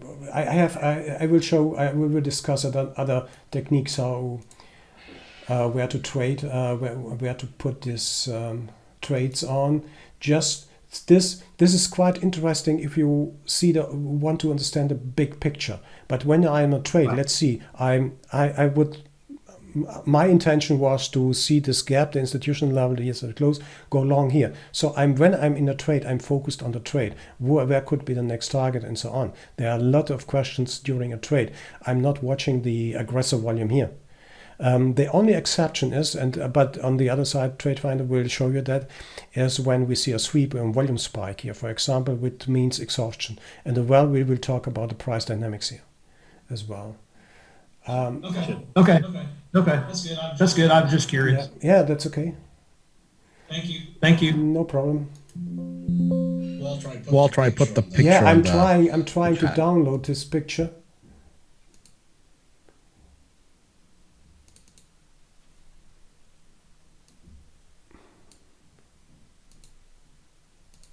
Yeah, that's NinjaTrader. So what was your question again? Hello, Julas?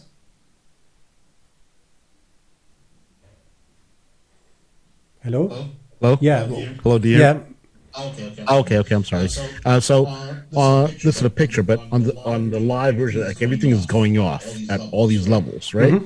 Is that the same thing when they take off contracts and put on contracts, or is it because there's a spread here also? So I'm a little confused. Where does the price go off at that price level? Yeah. I'm sorry for that. I'm not using level 2 here in this case because I think you have kinetic or rhythmic data. What data is this? This is kinetic. Yeah. The point with kinetic is that they are providing aggregated data. So sorry for that. Aggregated data. I think we should make a break now, just to relax a little bit. Yeah, but it's not the same. You see the spread here. You can use the spread as well if you are accustomed to this picture. Yeah, then you can use that. But I can't say anything meaningful to this level 2 of a NinjaTrader. So I'm sorry for that. No problem. I haven't used this practically in my trading because I'm watching the NinjaTrader Dome. I have here. I can show you what I have here. Just a moment.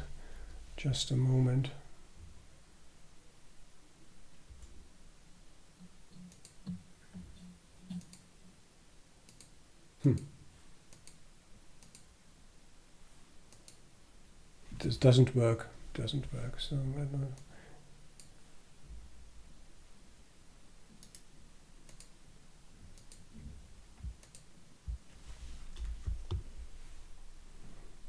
And it's gone.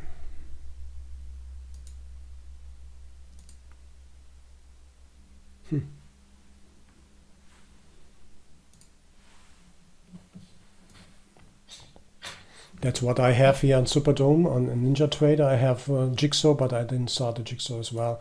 So it's maybe a very similar picture, but I'm not looking at a spread, just seeing how to say, we will discuss that and I will show you what I'm looking for. I just want to see the sweet spots here, and then I'm trading and not looking at a spread right now. In this case, for the years, maybe the spread is important for other instruments, not sure about that, but I can't say anything meaningful to this level 2 of NinjaTrader. No problem. Okay, guys, so limit order, what it is, I think it's clear. Market order aggressor, what it is, I think we talked about that as well. I put this in this documentation just for you to go through and to make sure you understand this really important instrument of an order book, because it gives you so much information back. You shouldn't miss that. Cancel an order, what is, yes, and that's quite important when we are coming to liquidity in a few minutes, is canceling an order, what it is. What is it? Oh yeah, that's a typo here. We will constantly see that the orders are cancelled in a book. The problem with it doesn't matter whether you have level 2 EULAs or you have a Superdome or you have Jigsaw Trade or whatever dome you have. It is so fast that you can't. A human eye can't see what happens in the book in milliseconds then, and therefore. The visualization, as I mentioned, I'm a visual guy. The visualization of an order book is extremely helpful. It's helpful to see what really happens in the book. When either the bid or ask queue is depleted by market orders and cancellations, the price moves up or down to the next level of the book. This is as well to answer your question. There was a question about the quotes delta. You see the depletion of the book in the quotes delta here in this column here. Hard to see for NQ if you are trading DAX, German DAX. It's impossible, but you see that very nicely for treasuries here. If something is cancelled or added, you can't follow that really easily with the quotes delta column here.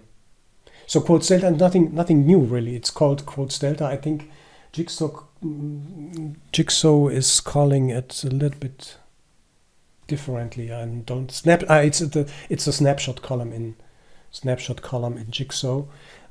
You remember this? Maybe we have had a look a few minutes ago, and then I talked about quotes delta, and we saw they are adding 400, 500 constantly around this 16 or 70 level here.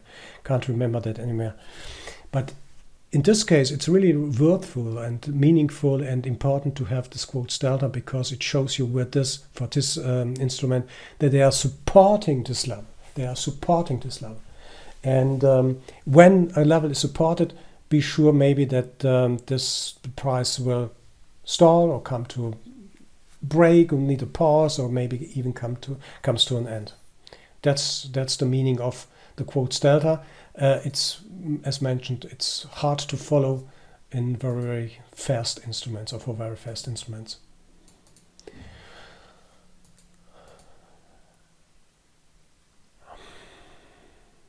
Okay, limit order book dynamics.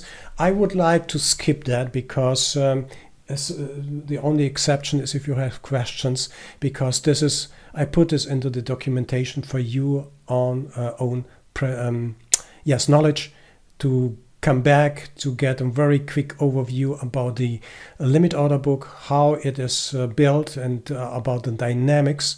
And we see this dynamics all today in the book. It's flickering up and it's flickering all the time here in the S, and it gives us information about the market, but will be very, very hard. Let me say that very openly. It will be very hard to follow this information all day.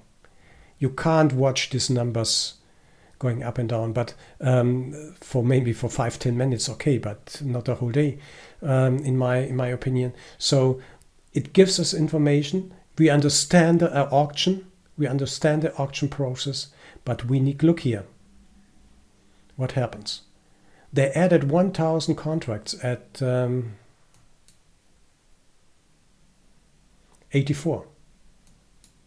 And suddenly, in the book on the ask, and we will talk about that, and then they canceled that immediately here for some reasons. That's what we want to see. That's what we want to understand. That's the language of the market language. And then this is what guides us through the trading day when we are in, when we see the reasons, when we find our sweet spots to execute. Okay, LOB excuse me? Walter, one question. Did they cancel or did they get consumed? No, they cancelled. Here, How you're able to tell? they cancelled. Okay. Clear cut at 5:01. What is this? This is 11:01 your Eastern time at 84. Shouldn't then be there a minus number from your indicators?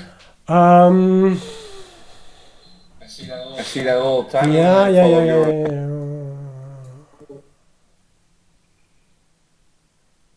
Good question. Excellent question. Excellent question. Would you mind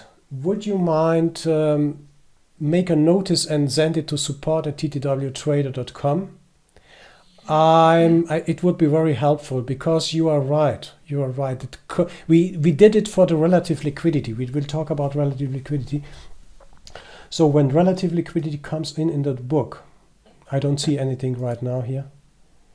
What time is it then, Walter? I should write about exactly. It's my time 5:01. It's 11:01 Eastern time. 5:01, yeah, European time. Okay. Okay. Let me just check this. Yeah, okay, I did it wrong here.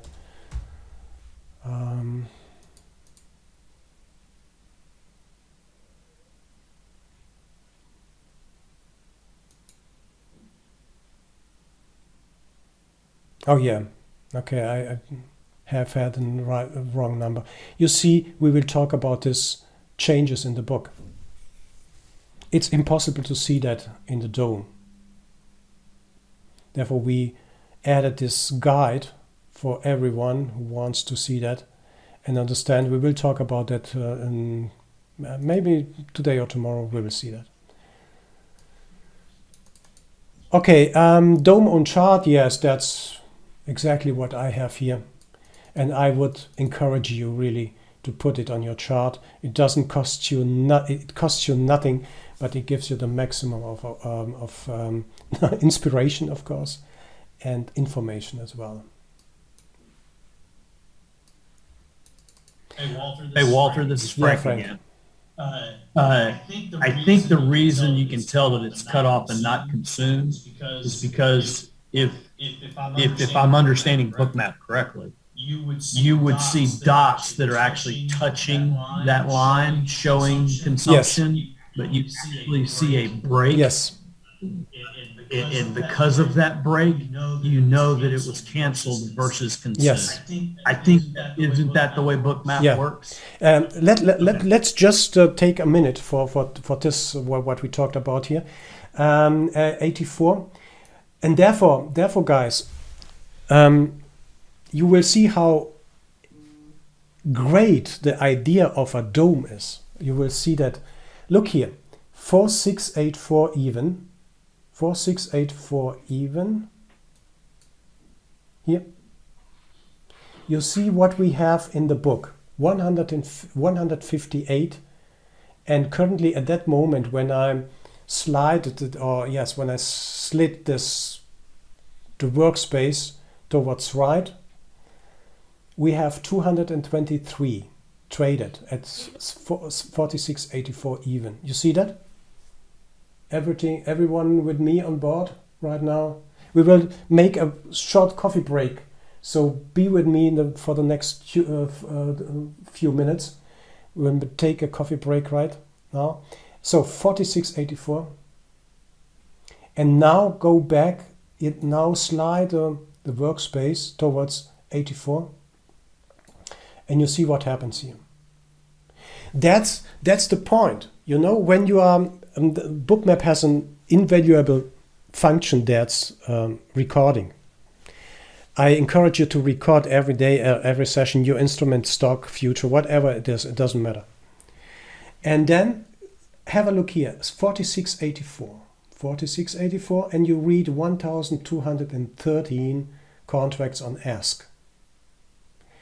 And when we are going back to the beginning, I don't know whether I can find it. So at that moment, 46.84, we have had only 96. And suddenly, someone comes in with 624. They added nearly 600 contracts at this time. Then we are sliding this to the left, or moving this chart to the left. And suddenly, from this 600, the 600 became 1,100 or 1,200. Yeah. Or 1,180, whatever. Guys, that's not something we can really make blindly money on that. But this is an information. This is some real-time market information. This is real time. So now 1,213, as Frank said, mentioned, they cancelled it at this point. And this is as well an information of the market we should not ignore. It's not maybe when we are in a trade, given this is our sweet spot here. We entered yesterday's close, the institutional level, and the gap here around 78, and we are just hoping then for more. But we should be very cautious when we see this behavior here, around 84. Maybe we got 4 points. That might be a good outcome. Okay, we live and DOM and chart. Okay, we talked about that.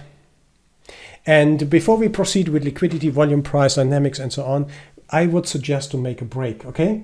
Let's do a break not longer than 10 minutes. That means let's come back latest and 11:20 Eastern time. For the European guys here, 5:20, yes, European time. And then we will continue to discuss liquidity, volume, and price dynamics. Okay?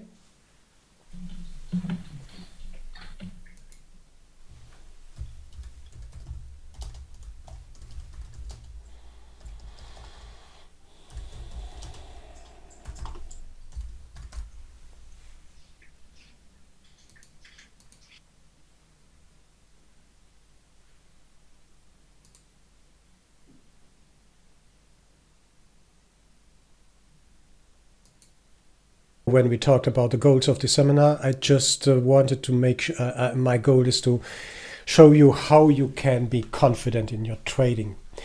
Okay, liquidity, volume, and price dynamics. This is the next point we should discuss and see live on the chart here. I think you understand right now why liquidity and volume, why the understanding of liquidity and volume is important. Why to make the difference between liquidity and market volume, or aggressive volume, if you want to, if you want it that way. Just a very clear statement. I think it's very easy to understand, but I repeat myself. This is a slide from my previous presentation, that liquidity is the blood of all markets. I mentioned that, and we talked about that, the importance of liquidity a few minutes ago. And by the way, liquidity, it doesn't matter when we are talking about liquidity in the trading, or liquidity of providing vegetables, fruits, other goods, or cars, other appliances, whatever we are talking about. There must be a certain liquidity, and there must be a price who is, the fair price for a certain good, and liquidity must be established, and must be in every market, available for every market. It is applicable to all markets. That means futures, stocks, ETFs, and without liquidity there is no trading. We will see, and we discussed already a little bit about markets of liquidity, if it provides liquidity based on the quotes delta or not. A very nice example we saw right now based on liquidity, and based on liquidity was here the liquidity at this is ZB, Z1, that's the 30-year bond. Yeah, ZB, Z1, at 160.16, where this quotes delta supported the price here. The price bounced back a little bit. And then now you see there's a pressure on the ask. That means that could be really hard here for the price to rise further. We will see that. But it doesn't matter. Liquidity will, yes, acts as a support or resistance. And liquidity always attracts the price. Let me show you an example, a live example here. Liquidity always attracts the price. We will establish a rule based on this liquidity, or based on liquidity, not this liquidity, but based on liquidity is the market started. The market started, and we saw liquidity first of at 46.85, then 46.80, and then 46.79. By the way, before the open, we will talk about the institutional levels. They are amazing, simply amazing. This is not my invention, or this is nothing I'm promoting, selling, or whatever I'm doing for that. I'm just sharing that. Then they are based on options, and when we are watching these levels here, we see how important they are for the daily trading. Some days they are working extremely well. I would say the statistical probability for the successful trading based on institutional levels is maybe 70%. I have never tested it. It's just my opinion on that. But you see, liquidity is always a magnet. Liquidity is always a magnet. Please keep that in mind. It's a simple sentence. It's a simple sentence you should keep in mind. Liquidity is the blood of every market, and liquidity acts as a magnet. You see, the first target was 85, the second target was 80, 81, and the third target was 78, 79 here. Based on pure liquidity. We are not talking about anything else, just liquidity. That's really amazing to see and to understand this liquidity concept. So liquidity and attracts the price. Liquidity is easy to manipulate. As mentioned before, it can be cancelled in a second. It can be added in a second, not second, but maybe millisecond. As you can see, we will talk about this phenomenon here, because this is a language we must understand. We have absolutely changes and relative changes. Look here, what happens here. And liquidity can disappear from the market very, very fast. And therefore, there's always a practical discussion between those who are using the ordered book, or the DOM. Maybe especially Peter Davis is very busy with jigsaw trader, because it is really hard to, as I mentioned before, follow the pure order DOM. For some of us, of course, maybe not for all people, for all traders, but for some of us, of course. Okay, good. Liquidity is a constant. Liquidity is the blood of the market, and liquidity acts as a magnet. Who provides liquidity? I mean, everyone. We can. Let me just see. There are some questions here. With so much to focus on, you feel liquidity is... Yes, Chris. Liquidity is the number one, because without liquidity there is no life. Period. That's really simple. Where do you get the instant level from, Walter? And do you use program? I'm not talking about my sources and my associates I have who gives or provides me the institutional levels. They're coming from a big institution. That's for sure. Therefore, I'm calling them institution levels. I'm using spot gamma levels as well, and most of the time these institution levels are coming or crossing or sharing this spot gamma levels on some days. I'm not sure. I think Jay knows that for sure. When you're on Twitter, I'm following Cem Karsam. Not sure if it's known. If he's known for some of you, but he's a very good options trader and great options trader. There are several other. Cem Carson. Yes. Cem Carson, Carson. Not. Yeah. I think he is it. And I'm following Perfiliev. That's a really nice guy. I will meet him next year. And yes, you must follow them. And you will see that sometimes Cem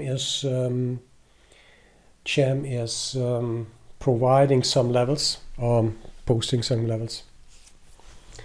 And these levels are very close to that what these institutional levels are. We will talk about that, but I can't explain more than I have. I'm sharing them for free so far. I'm on Twitter as well on in the Discord room as well. And what you see on my chart, this is a voluntary work from, in this case, from Chuck, who is adding this to the cloud nodes, and these cloud nodes are for free. Who provides liquidity? First of all, every one of us here in the room can or provides liquidity. Given you are sitting on a liquidity level or on limit level, on a resting limit order level. Let's say you are buying, then you will sitting on a bid, or you are selling, you will sit on the ask. So every one of us is a liquidity provider in the sense of a positive meaning. Negatively meaning we are as well liquidity providers, because when we are losing, we provide liquidity to the market. So we must stop losing money and be the liquidity providers. We should be liquidity takers. That means we want to be winners in this market. But anyway, first of all, we can say we are liquidity providers, of course, but even when we are talking about 100,000, 2,000, 200,000, and so on, retail traders in the market, maybe a little bit, maybe more.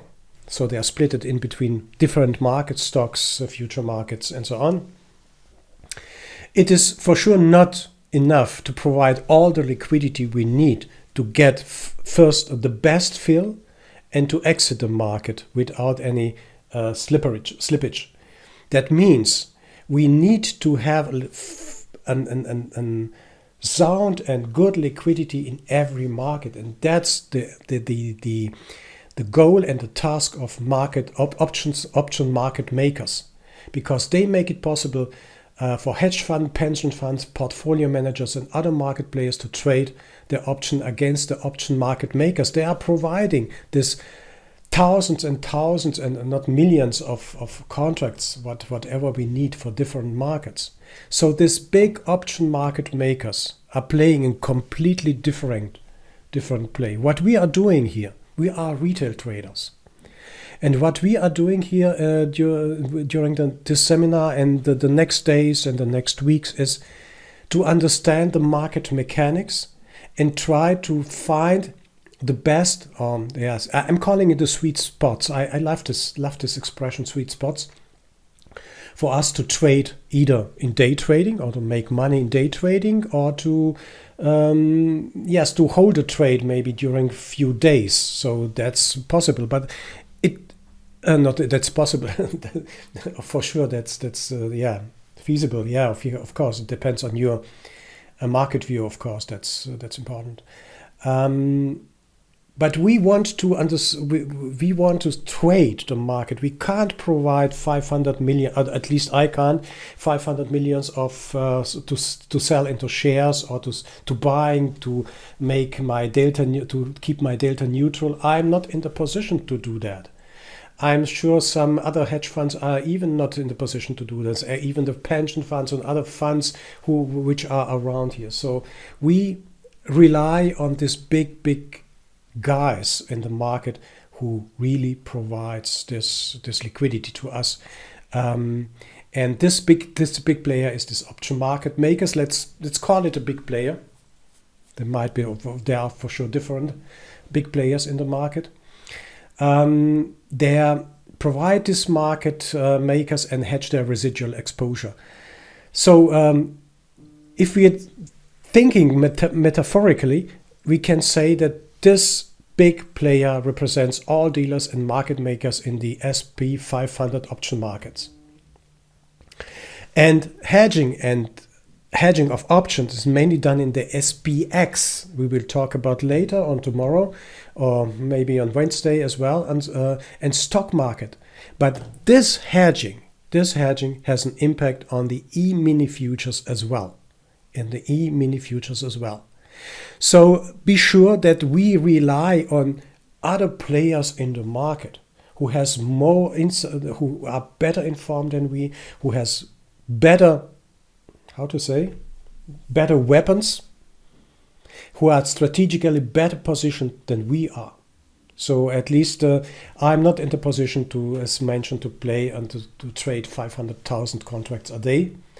But these guys for sure are to move $500,000 or $500 million, or even $500 million a day to keep their exposure as low as possible. Just one word. I added this slide intentionally to the presentation to make following clear.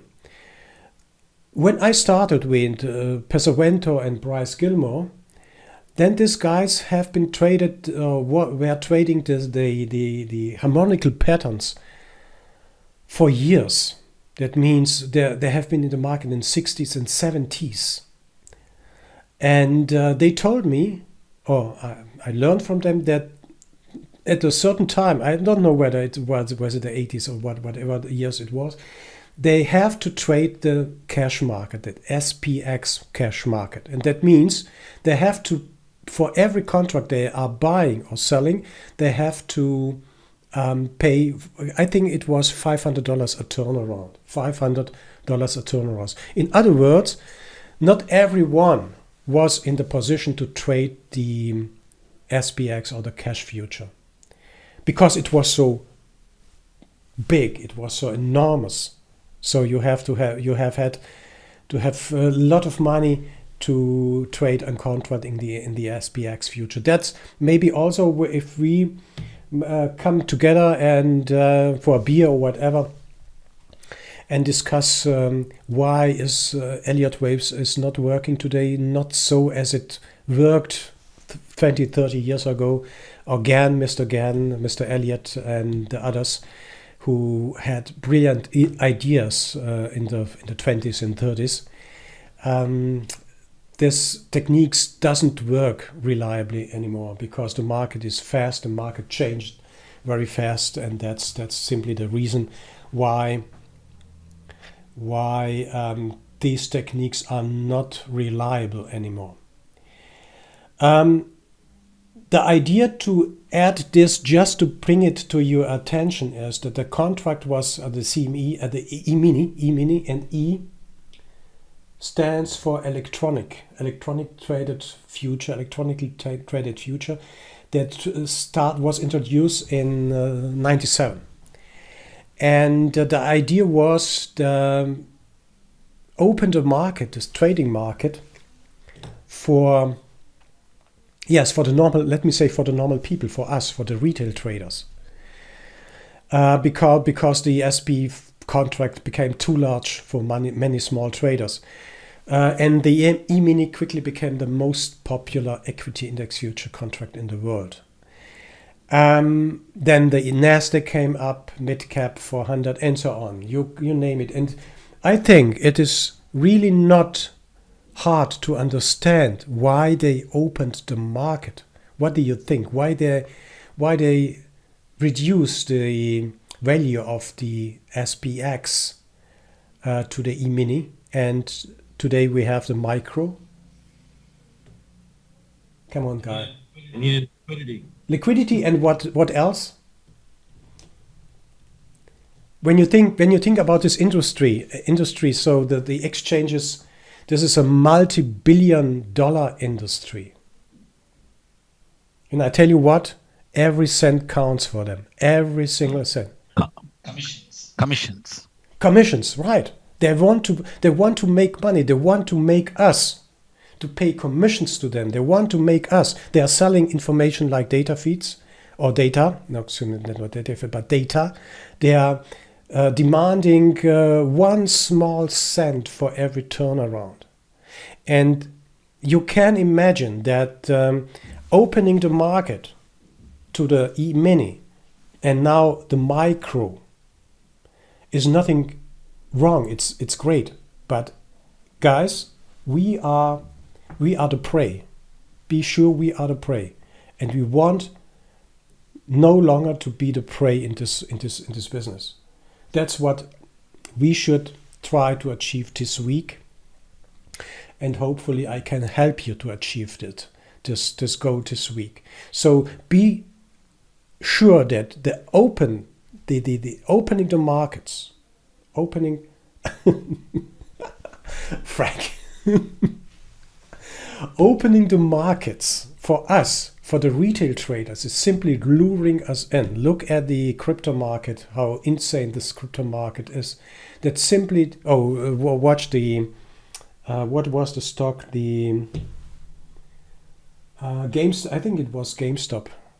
What happened? What is happening with this markets? This is simply to get your best. The market wants to have your best. And that's your money, guys. That's your money. So, yeah, that's your money. They want your money, and therefore they open the micro market. Although, I must say, the micro market has a big advantage because it gives you the chance to start trading without the fear to lose a lot of money. Okay, so far to the liquidity. And why is liquidity important? Because we will understand in our strategies that liquidity is the main part, and that was a comment from, let me just see here, Chris. Yes, it was a comment from Chris here, that liquidity is the main focus we should look at. That means for futures, stocks, ETFs, whatever. I don't have any experience in cryptos, so I apologize, I can't talk about cryptos here. But as I see on some Twitter accounts, on Twitter messages, tweets, cryptos as well has liquidity on their charts as well. So liquidity is there. If without liquidity, no trading. How to analyze all liquid markets based on the actual daily long-term high liquidity and short-term high liquidity. We will see that. We will understand when liquidity deteriorates, is added or cancelled, and is used by short-term big players to position themselves in the game like chess.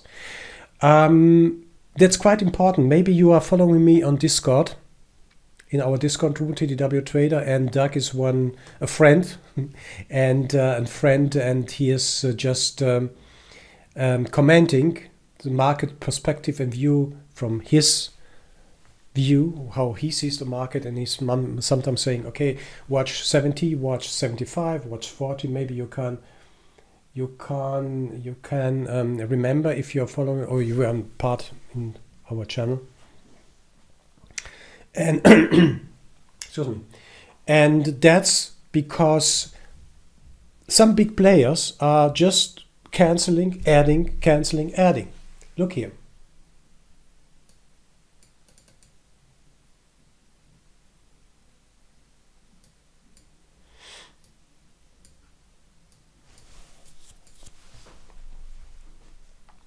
You see, hopefully you see my screen.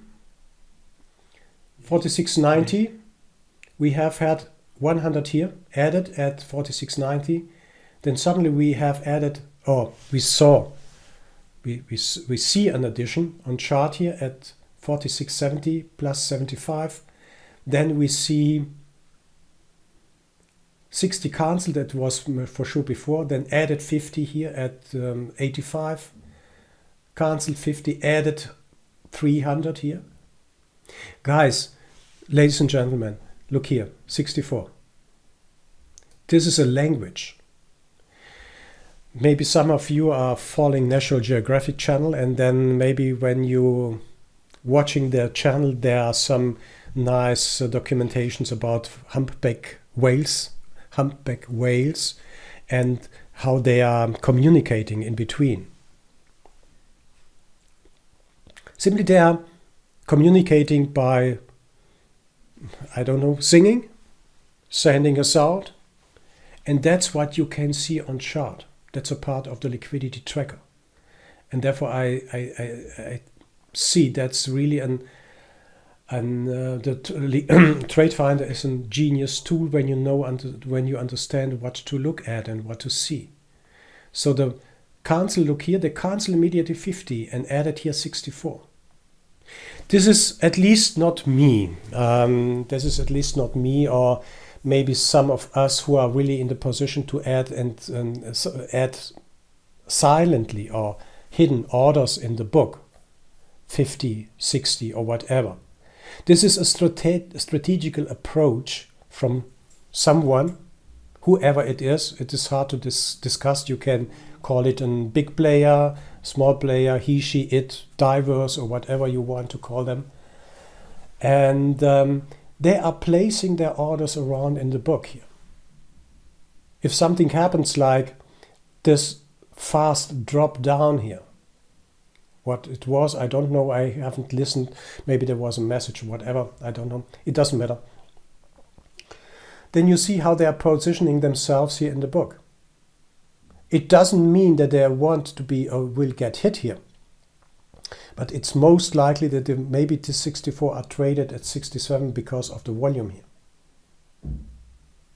That's what we need to understand, what we need to see. Not to speculate, who is this? This is Goldman Sachs, and this is another one. And we don't simply know who is behind these activities here.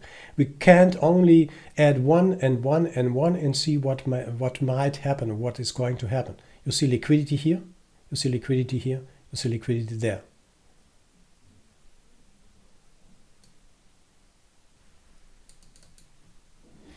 So, options are an important part of our trading. Not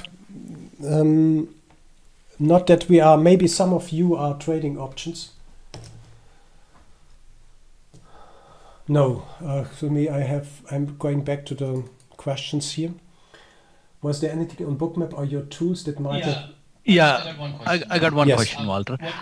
Whatever they added, that plus 75 plus this minus 64, can we assume they're all limit orders? Can we assume? Excuse me, all? They're all limit orders.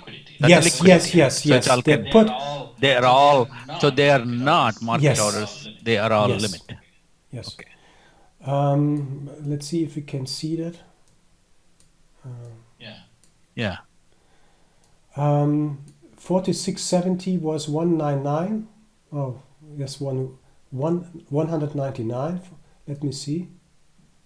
Yes, it jumped up to 384. So this number, others are joining this 70 level here, but we see with a blink of an eye here, we see immediately when that happens, the price was, by the way, here at that moment when they added 75 and the price was far away. So that could be as well a very nice hint of the market that they are trading 70. But to answer Chris' question, was there anything? No.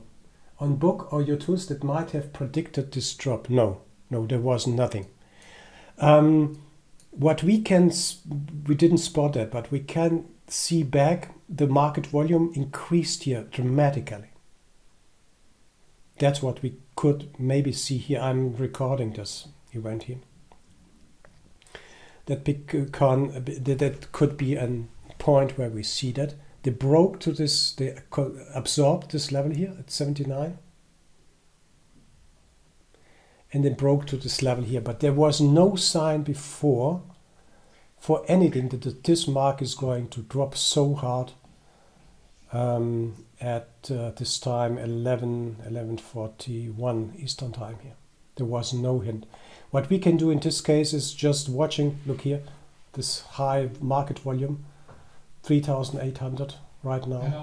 Hello, Yeah. Walter. Yes, As I've already also written in the chat, as far as I can see now, I'm looking in Bookmap at the NQ at the moment. But if I look at the stops, which they are always for me a very good indication. You see a very big stop run just before the whole thing comes down, and you see these things happen all the time. Stops are, for me at least, a major indication of things happening. Yes, Raimo, I think you are talking about this move between 535 and this move here, right? Yeah, correct. It's, to be exact, it is in NQ. It is I think 17:35 and then 33 seconds. Yeah, and that's when they had a big stop run, and afterward it comes down. This is something that I've learned over the past 6 months, that stop runs are really a major indication of the big players playing around with retail. They take out the stops and then they make their move. Yeah, Raimo. Yeah. I know what, I suppose you have the SI tracker and here's indicating the stop runs here, right? Yeah, well, actually I use, as you know, perhaps another indicator for it, but yeah, it is. I can. No, that's image, okay. Just, yeah. I understand what you're saying. You are saying these are stop runs here into 82 and 84. Yeah, well, I'm looking at NQ actually. Yeah. So, and in NQ it is very obvious. Yes. In NQ we have had an sweep into this area here, very nicely to see a sweep, which could be, yes, which is maybe a stop run. I don't see anything else. The point here, why I'm a little bit cautious with I know what my colleagues are doing here, and let me say that you are considering this a stop run. Well, it is being mentioned as a stop run by Bookmap itself. So I guess your indicator is mentioning is taking it as a stop run as well, right? I don't see a stop run right here because let me you know, Raimo. Yeah, the point of a stop run, the meaning of a stop run is to get straight up, hit the stops, and then reverse the market. Please. Tell me if I'm wrong or not wrong. So when a stop happens, let me try to find maybe another. We don't have anything else here. I know, Raimo, what you are saying, what you are pointing at, but I'm not happy with this explanation based on from my colleagues here from Bookmap, because I know the SI tracker, and you will see this by an explanation on Twitter. SI tracker is maybe showing some small little squares up here into this area. Raimo, please correct me if I'm wrong. Are you okay? Are you okay with me sharing an Yes. image? Yes. Yes. Yeah. Okay, I will do that now. Okay, just share. Okay, just shared the image. You can take a look. If you can take a look. Yeah, I see that. That's the point. That's by no means. You see it as a big stop run, and they take it a little bit Oh higher. yeah, you are talking then about NQ. That's NQ. Yes. Okay, NQ. Yes, that's not a stop run. That's a sweep, Raimo. I know this. And let me show you. That's a sweep. Yeah. Okay. Yeah. Okay. Well, Bookmap is calling Yeah, it a stop run. because they don't have any. Yeah, I'm sorry. I'm sorry for that. Just I don't want to blame them. No. But that's a sweep here. That's the same 70. Let me say 70-35. Yes, that's a sweep here. That's a sweep here. You see, Yeah. we have. It's the same here. Walter, isn't a sweep considered? I mean, a stop run. Isn't that technically a sweep? No. What they are doing is simply because how to say, that's really a critical situation now, because it will come on tape here. They call this a stop run here, but it is not a stop run. It is simply an absorption. In this case, what Reimer is showing us, that's a sweep. That means a sweep is a single order ID who sweeps through a level of ticks or prices. That's what Reimer is saying. That's correct, but it is a sweep because that happens in one order ID. And by the way, the Bookmap guys are copying us, not only with introducing the Telegram, but you see the newest edition of Bookmap is the sweep and absorption indicator they are doing. And they saw, based on TradeFinder, that the sweep is something else than they are trying to tell us, or telling the people who are listening to them. Reimer, you are right, but that's simply a sweep what happens here, and you can see that as well here on the MVP. You don't need to spend this very expensive indicator.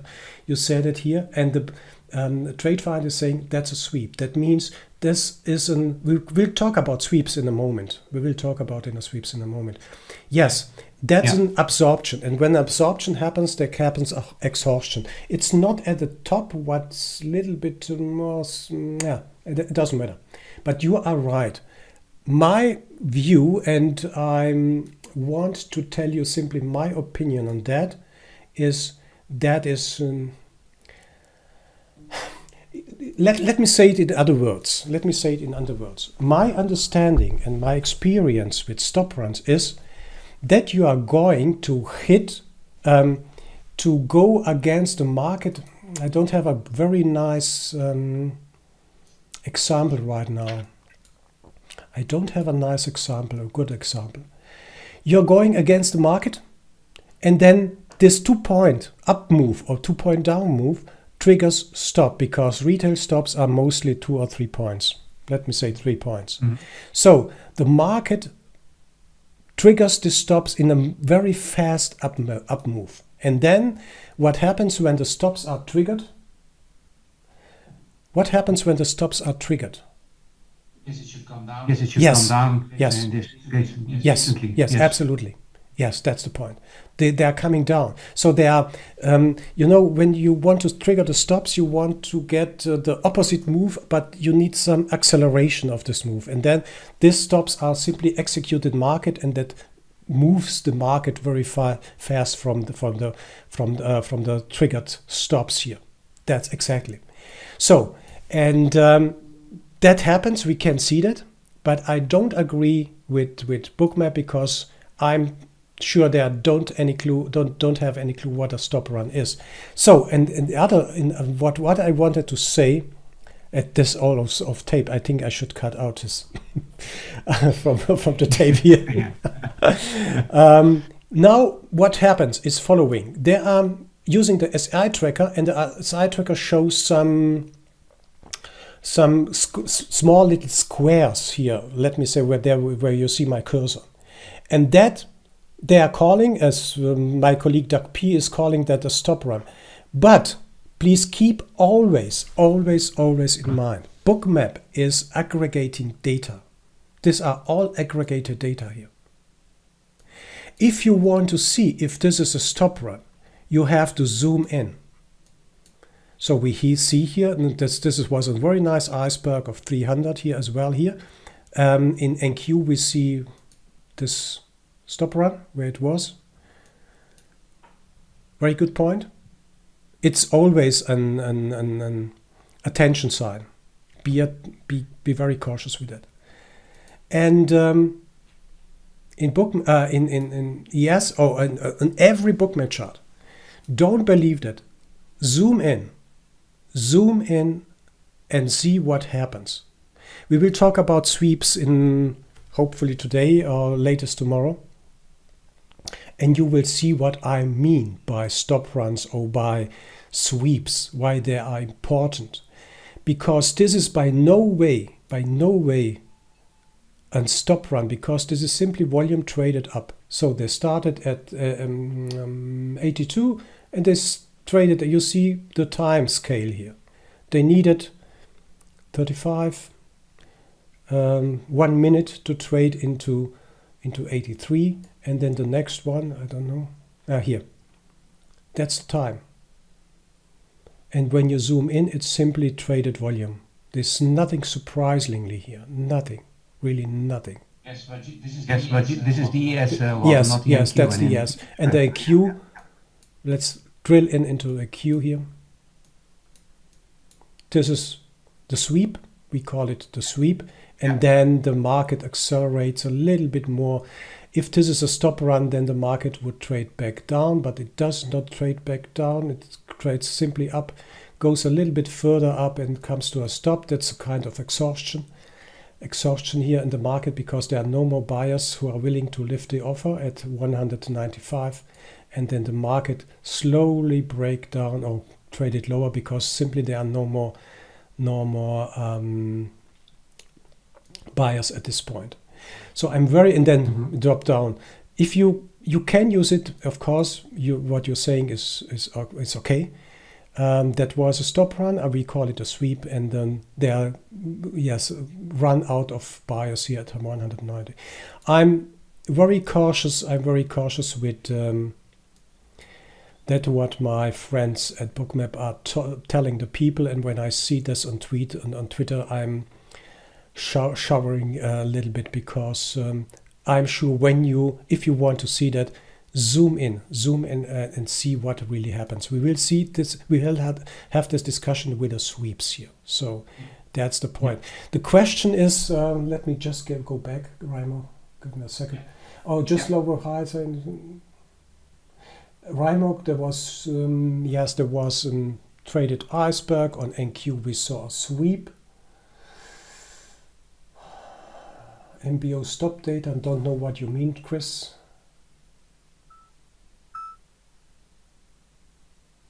They don't ever label sweeps. I don't know, Chris. I don't know what you mean with that. What I want to know is when to trade with sweeps and stop. Yeah. Let's put it back, because we will talk about sweeps here. Just to show you that this drop, at that point,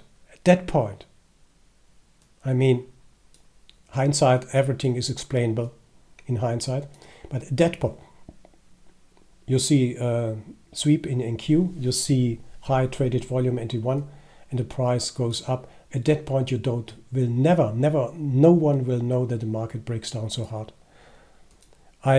It's also in many cases a confluence of other signals, for example, the exhaustion or the absorption, etc. And I must say that I have some good entries when I see big runs, and whether you call it sweeps or stop runs, it doesn't matter.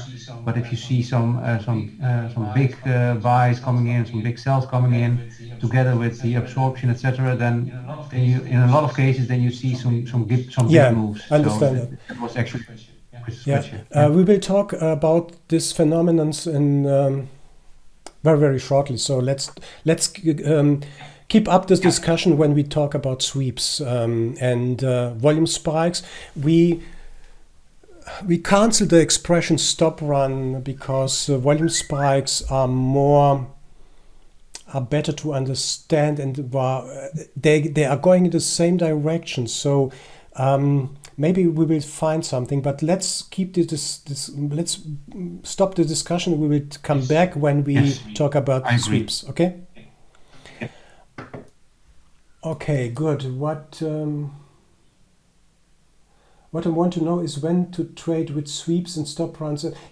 Chris, be patient. We will come to that. Why is liquidity important? As liquidity deteriorates, the implied volatility moves higher. and liquidity improves improves when the implied volatility falls. And Raimo and yes, ladies and gentlemen here in the room, I will show you where you can get a 100% confirmation what the market is doing. I'm exaggerating a little bit, but only a little bit. It's not 100% because there's nothing 100%. But we will talk about this entry here from another perspective where you can see what the market is doing. Give me a little bit time. I will come back to that shortly. Just to get some terminology clear and straight. So when we are talking about liquidity, I think it's a good point just to keep in mind that we have several differences in the liquidity. We have a long-term high liquidity, short-term high liquidity, and spoofing or very, very short-term bidding or offering. That's what I want to say. We want to go deeper with the liquidity stuff. You understand how liquidity is important and so on. If you have questions, please bring it up immediately, because it is important to understand all this nice stuff here where we are talking about. Long-term high liquidity has I would say is priority. Priority number 1. Short-term high liquidity is priority number 2, and spoofing and short-term bidding or offering is priority number 3. That means long-term high liquidity lasts in the book for days. We have seen that weeks before when, I don't know, markets set on 44.50, for example, for 2 weeks, and the market traded around the 4400, 44, 43 something, and then finally hit 44.50 in 2 weeks. That's the short-term high liquidity. The short-term high liquidity, this is the long-term high liquidity. The short-term high liquidity is priority 2. It comes up like we saw here. That was an excellent example.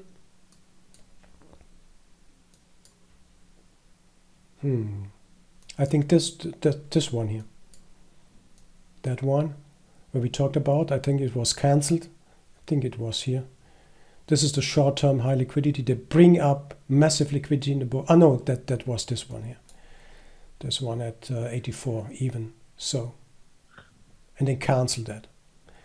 That's clearly short-term high liquidity because the liquidity was above 1,000.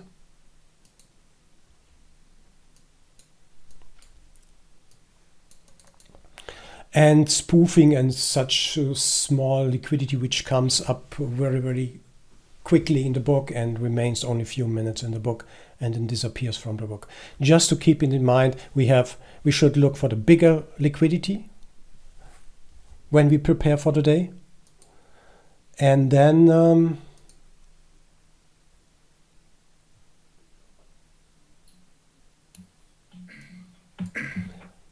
just a moment, maybe I will find an... You're not forbidden by the exchanges. Sorry? Now? Regular exchanges, I mean? Excuse me? Spoofing? What is forbidden? Spoofing? Yes, Spoofing? it is. Yeah.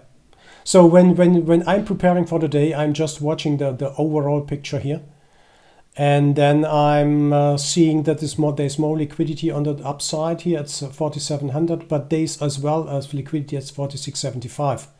So we have a long-term high liquidity at 47.25. Even if we broke down here, I'm not sure if this is in book, 47.25. Yeah, the liquidity, yeah, it's still there. So even if we broke down here today, this 47.25 is still in. It doesn't mean the market will go straight up, and therefore it is. I hope you understand. It is forbidden to watch for the liquidity here and saying, okay, the market is going today to hit 4700, 07 and 25. That can be maybe in 2 weeks. That's not a conclusion that the market is going to trade straight up here. but you have an excellent view of the market conditions of every single market. That means, let me see Tesla, for example.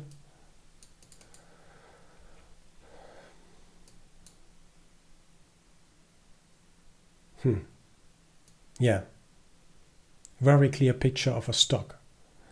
What's this? Very clear picture of a stock. Liquidity is down. QQQ. Yeah, that's a little bit more harder to watch because the liquidity is around the price, which was never before. But you see as well at the beginning on QQQ, and we will talk about QQQ and SPY and the WIX these days. You see where the liquidity is. It's hard to believe. That's really hard to believe. But when you see these constellations here, the first impression should be that the market is likely to trade into this liquidity. And you will learn, that's my goal this week, that we must look beyond the fence to understand what the markets are doing. You see how they drop down.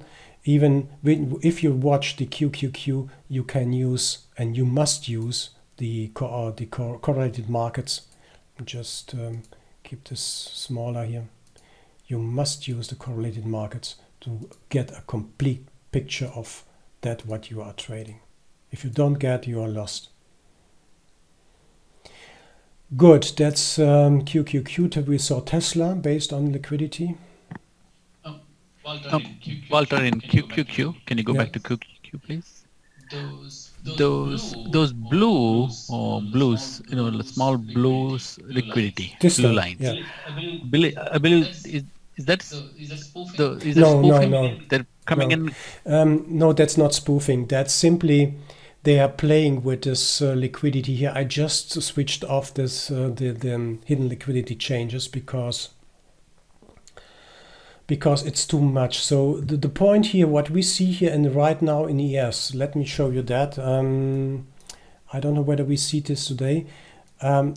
Maybe you can remember when you are watching the book map that the liquidity, there was a liquidity band, maybe 10-15 points around the price. So there was red above the price and red below the price. This changed in March this year very dramatically.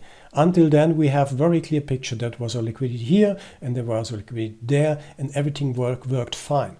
But since March 21, something changed. I'm not sure if this is really because these guys know very well that most are using a heat map, not only in Bookmap, but as in Sierra, as well in Thinkorswim, as well in NinjaTrader. I'm sure there are several other programs who are now copying or mimicking Bookmap and trying to establish a heat map on the chart. And a heat map is nothing else but a picture of the dome. And you can, when you understand the liquidity concept, you can predict the market to a certain extent. That means you see what happens. You see it's even impossible that the market trades here, but you see this big liquidity here. And Raymo, but by the way, one point which comes to my mind here, and Chris,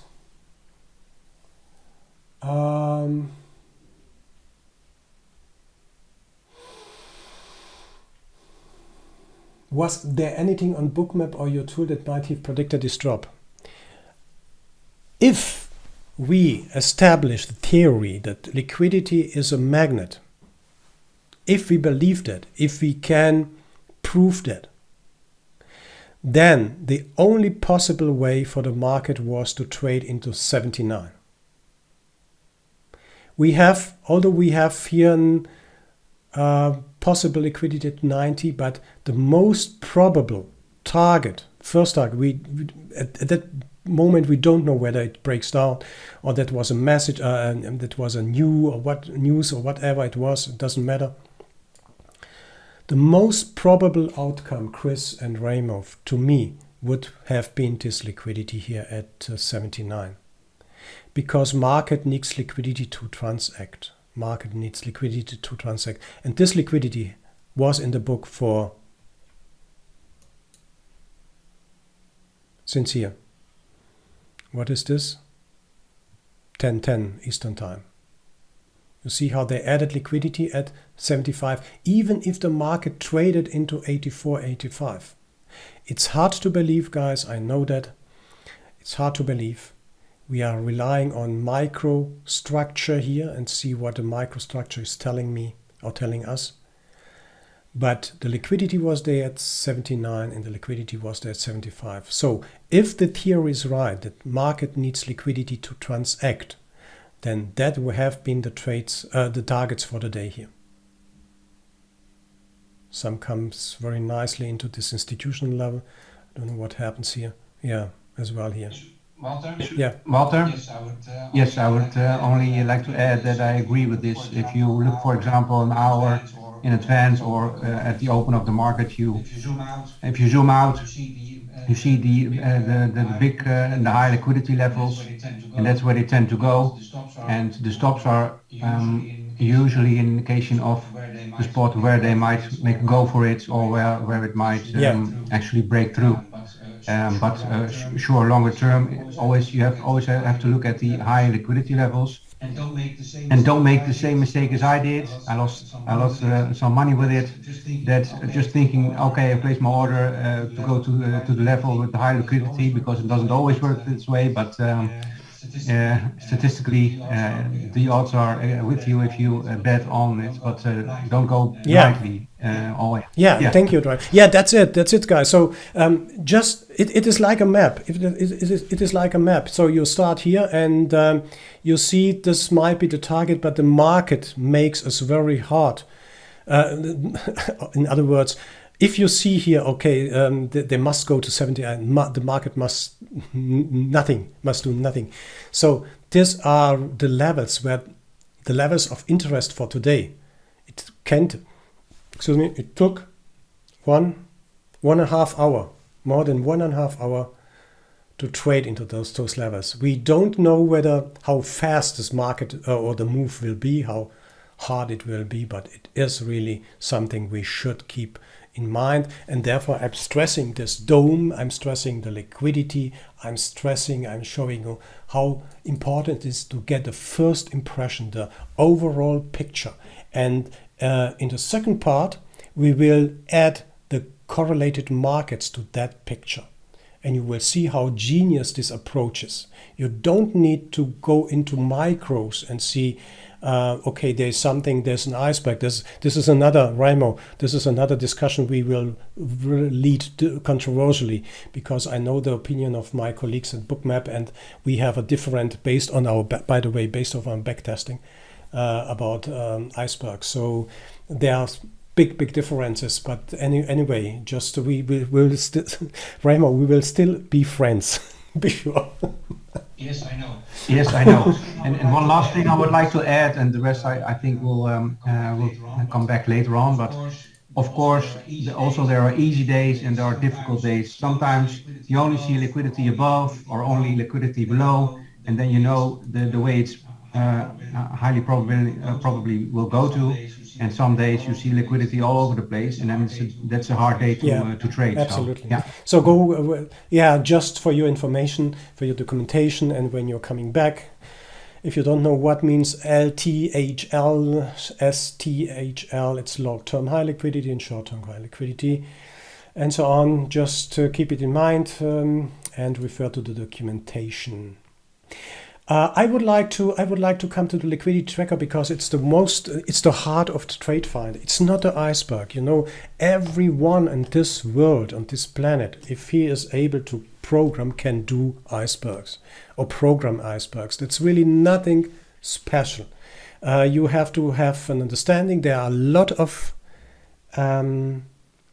papers outside, thesis outside, how to code or how to program icebergs. This is really nothing special. So don't believe that iceberg is really something you should have.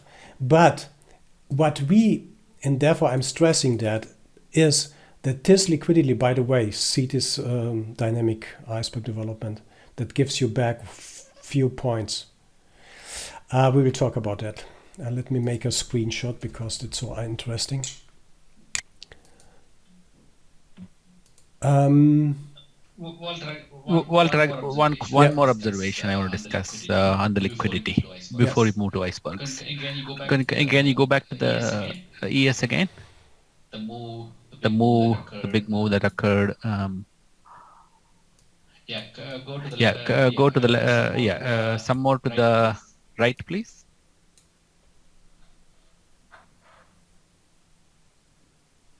See the at 1600, the liquidity. Keep coming to the right from there. Keep coming to the right, please. And then see there's a drop. See that they were adding, and they added the big patch on the bottom. They added the big. So can we get some clues that the market is kind of going to the downside? Yes, we can. When you experience, you see that we can. Because, this guy who is playing with this amount of contracts here.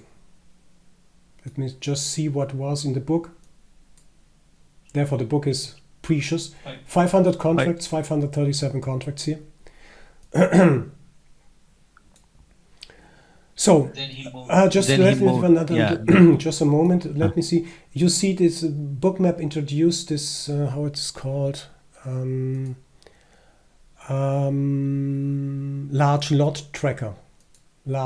You see this small vertical line here, 544, and there's small white line. That means this is an order which most probably belongs to a big player. Let him call big player. Let him call him. So here's adding, let's say, 400 contracts here because he is well informed. There are a lot of theses around in the internet. If you have time, read about informed trader. And then he placed, let me say, 400 to 500 contracts here at 46.80, and then the price approached the 80, and then he cancelled. You see this clear cut here, and dropped his order to 78.75. You see that? That's a language, guys. That's really something he wants to tell us. He wants to tell us what really happens in the book right now. That's a language. We must learn this language. We must understand that, as Raimo said, that was liquidity. We don't know when liquidity is coming back. It can go against us. It can go further up into the 90s, and we are still sitting maybe short because we think this is the target. It can go immediately against us for 10, 20 points. It doesn't matter. Those guys who are sitting there and waiting, they have another time frame than we, and they have maybe bigger pockets than we. But this guy here dropped, and that's what you say, Srini. And that's a language. That's something. That's a real-time signal. You remember the first when I mentioned the first paradox of indicators. That's an indicator, but it's a real-time indicator based on the best data we can actually achieve with Rithmic MBO data. That's really amazing, because Raimo, Srini, Levi, whoever here in this room, Bridge, when we understand that, we see, okay, guys, we are sitting here in the room together in the trading room, having fun and watching this, and suddenly that happened, and every one of us individuals here in the room will understand that this is a sign that the market is going to trade against 78.75. And it did. There was as well the gap. I think it was 78, not sure. But I think that was a gap. That was a sweet spot up at this point.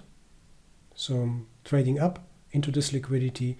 And then the liquidity remained at 78. So what we should keep in mind is, and I would like to hammer that in your head, is liquidity is the blood of every market, and liquidity is the leader, and every single transaction, every single contract needs liquidity to transact. And that was the outcome. We couldn't say that this is really going so badly down, so fast down, but we have had some indications thanks to your idea, Chris and Raimo and Srini and all of you here. Hey, Walter, also, I don't know how much you pay attention to the developing point of control, but if you go back to that area, you'll see that it shifted down as well. So Yeah, so it shifted down. You know, you're further along. You see the liquidity has dropped. You see the point of controls drop. So it's giving you an indication that it's good chance it's going to head south. yeah, that was the best chance. I'm telling you what I'm telling. The best chance is these liquidities. They have been there all the time. The question is now, where can we get a sweet spot to enter the market? I mean, I would have been long here because it was a gap. I will show you the price dynamics plot, and that was a good start, as well as here. If you are very short-term trader, you're trying to get some points and ticks out of the market. We'll talk about this price dynamics plot. But then here it became very nasty. So you see that. So the point of control. And by the way, what maybe I forgot to mention is I have the volume profile here as well on my chart. So if you're following volume profile, if you following Dalton and Steidelmeier, and I think the most important one, I would recommend to have a volume profile on the chart as well.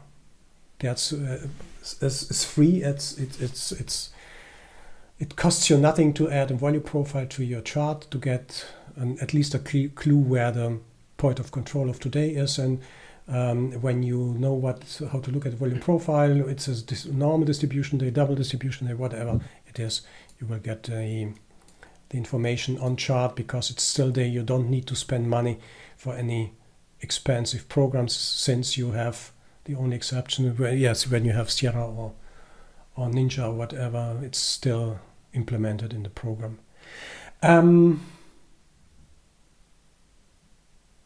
Iceberg, Levy, iceberg knots we'll see on dome level. Not sure what you mean. On dome? No. So I suppose you, Levy, I suppose you mean following that we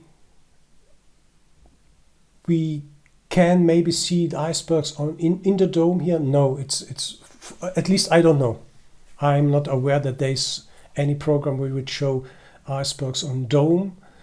We will see icebergs on the chart, native icebergs as well as synthetic icebergs.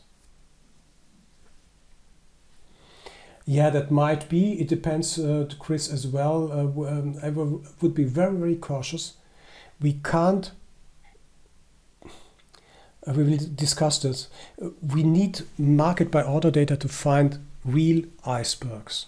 Otherwise, every other iceberg is a synthetic iceberg. Because when you don't have the information in the order ID, in the data string, this providers delivering or providing to us, you can't find an iceberg. Therefore, Peter Davis is really going against icebergs, because it's hard. You have to have rhythmic data to find native icebergs like here. That's an extremely well iceberg which started here and then got a fill here at 75. We'll talk about this a little bit later. That's what, Walter. Are you going to cover some basics of icebergs? I got some really confusion. Okay, we can do that when we come to the icebergs. Please, yeah. Liquidity tracker. Let me show you the liquidity tracker, because it's simply a genius tool. No, let me. Liquidity tracker, yes, liquidity tracker here, because what's most important of the liquidity tracker is the relative liquidity, absolute liquidity, and we added the price dynamics plot here into the book, because we talked about the market volume, average liquidity, and the live view. A live view is simply, you can have the live view of ES. You can add the live view of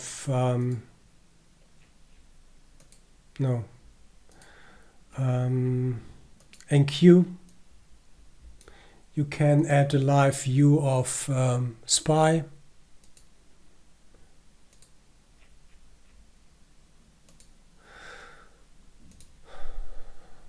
So you can have literally hundreds of live views here on your chart, and then you can see the correlations between SPY, ES, and Q. We can add QQQ.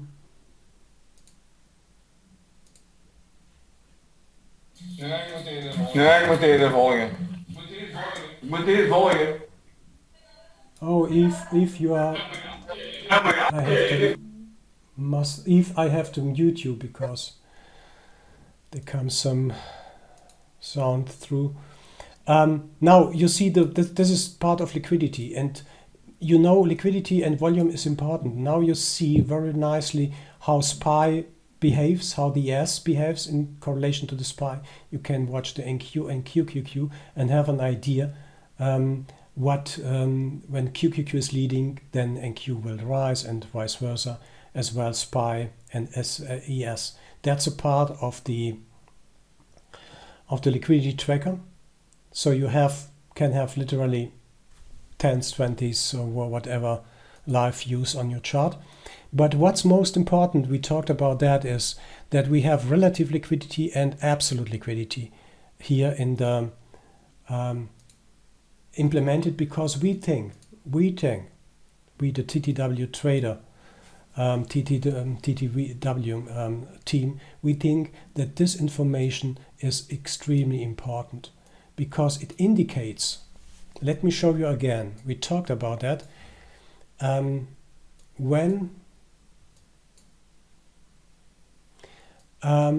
we see this 4690, then we see a relative liquidity is added. Let's have a look at 4690. And therefore, you know, guys, ladies and gentlemen, it's really hard to understand the liquidity concept when you don't have the DOM on your chart. I mean, you can leave the DOM apart or away from your chart. As long as you understand the liquidity concept, you don't need the DOM. But what I just want to demonstrate here at 4690, you see 289, 290 at 4690. Look, watch what happens.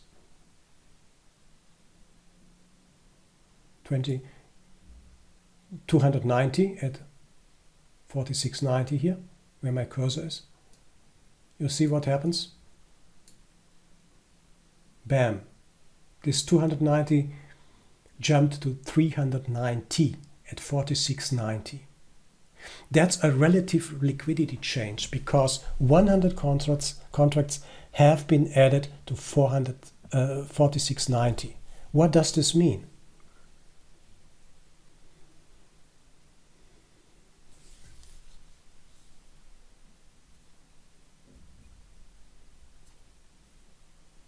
What does this mean? When yeah, so price may come there.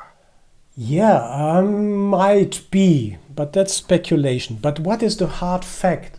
What is the hard fact of this hidden liquidity changes when we see that, or when we notice that 4690, 290, and then suddenly it jumps to 390 by this indication? What might be the hard fact? Why I'm stressing that? You can trust this liquidity. If they're adding, yeah, so you can trust this liquidity. So sooner or later it will be hit it, probably. I understood only you can trust this liquidity, and what else? Yeah, no, nothing more. You can trust it. It's not Yes, going to be T1. Ask liquidity added. Yeah, so that means following. When you look at a book, you see all these signals. And that means that the big players, or let me say whoever is playing that, adding liquidity is does not happen by chance. All this stuff here is intentional. When you see as an example, 100 here, and then what happens here? He cancelled 50. There's still some liquidity here, which is at the moment, what it is, 350, but he cancelled that. This is something what this guy is telling us, what this guy is going to tell us. You know, when we are trading that and trading here and we see 100 coming up, that might be a sign that the market will go back here to this, or might trade into 46.90, and we see as well 300 here. But what happened is simply that the market broke down for some reasons. I don't know. We don't know at the moment. And then he cancelled as well. He cancelled here and here. This is a language of the market which we should know. It will give us more information than not. So what I'm watching is changes more than 100, but just for the purposes of demonstration here, I set a liquidity tracker to 50.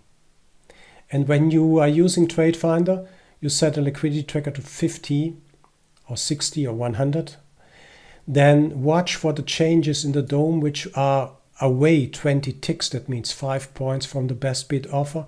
80 means 20 points from the best bid offer. That means TradeFinder liquidity tracker is tracking all the liquidity up and down. To the upside, 20 points to the upside and 20 points to the downside. And then that's the point. That's simply the amazing point. You will see all this liquidities comes up and will signalize you, okay, there's one guy who is playing with the liquidity here. He wants to be traded maybe here. If not, he is canceling, he is layering, he is adding to different liquidities. And that gives you a clue what they are trying to do. Like here, green means on bid.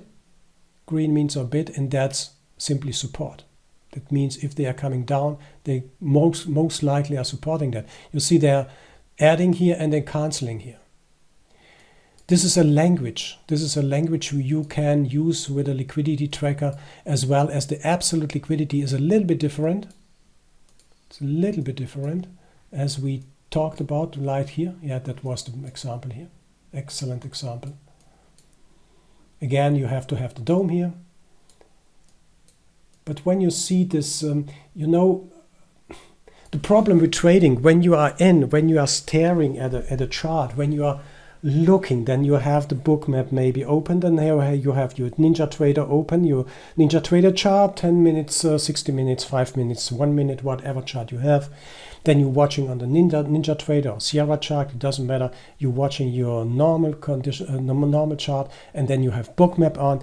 It is so overwhelming. All this information is so overwhelming, so too much to watch, too much to be focused. And that leads simply maybe to overtrading or whatever. And you are missing all the signals because no one will tell you that this is really something important. And the absolute liquidity here happens really very fast. Maybe his intention was to trade 84.50, but then he jumped to 84 even. Maybe this is the same guy here who traded 84.50 and then lowered the liquidity at 84 even here, 84 even. And then suddenly he cancelled here. By the way, the point is valid. just to save plus and minus here as well. These are absolutely changes because the absolute change was 1000. Walter, just why he would have cancelled that? He placed it. Yeah. You know, Yeah. I'm just. I don't know. What was I the don't know. reason? I don't know. I don't know. Sorry, Yeah. can you hear me? Yeah. If you go back, then you can see really clearly why, because he was accumulating the long positions there. You can see like it's a kind of a spoofing. If you make it a little bigger, you can see underneath there the yellow one under 652. There's like really you see the 652 orders. You see 1044. Yeah. Zoom in there like you see the yellow one here, on yeah. the ask side. Mhm. Exactly. That's why. Good point. So what's that? I'm sorry, I didn't get it. Sorry. So yellow one. So Argo, can you repeat it, please? you. Hello? So yeah, the intention there might be like he was accumulating the longs there and or wanted to get like out of the position. There's two options, and he was wanted to get the price, and that's why he was holding on the price there. That's why. What Srini, I think he's saying that he is trying to accumulate here at 83.50, right, Argo? Yes, or get the shorts on or whatever the intention was there, but he wanted to get the, like at the price and the whole price up there, and that's why it was this action there, like with this limit orders. Okay.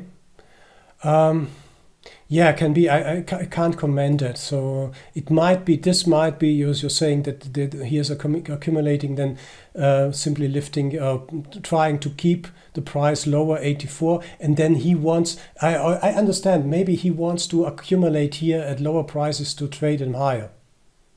Yeah, correct. That was my. Okay. I see what you mean. I see what you mean. So your idea is to saying, okay, based on this liquidity, this guy who wants he wanted to have lower prices to accumulate, then he is blocking the upside here at 84 even, and then simply he got what he wanted. Maybe he got what he wanted. I don't see that, but anyway, just to have the idea, and then they are traded into 84.50 here. So he wanted to Yes, buy yes. at that 82. So he kept the market down. He put a lid that on the way. pot here and trying to get lower prices to accumulate and then trade higher. That might be a reason for that, but yes, that might be a reason for that. So good point. Here and here, yeah. Okay, where have we been here? And by the way, the next point for those of you who need more signs what the market is doing. When the market trades into resistance or support, like here, let me take this one. Then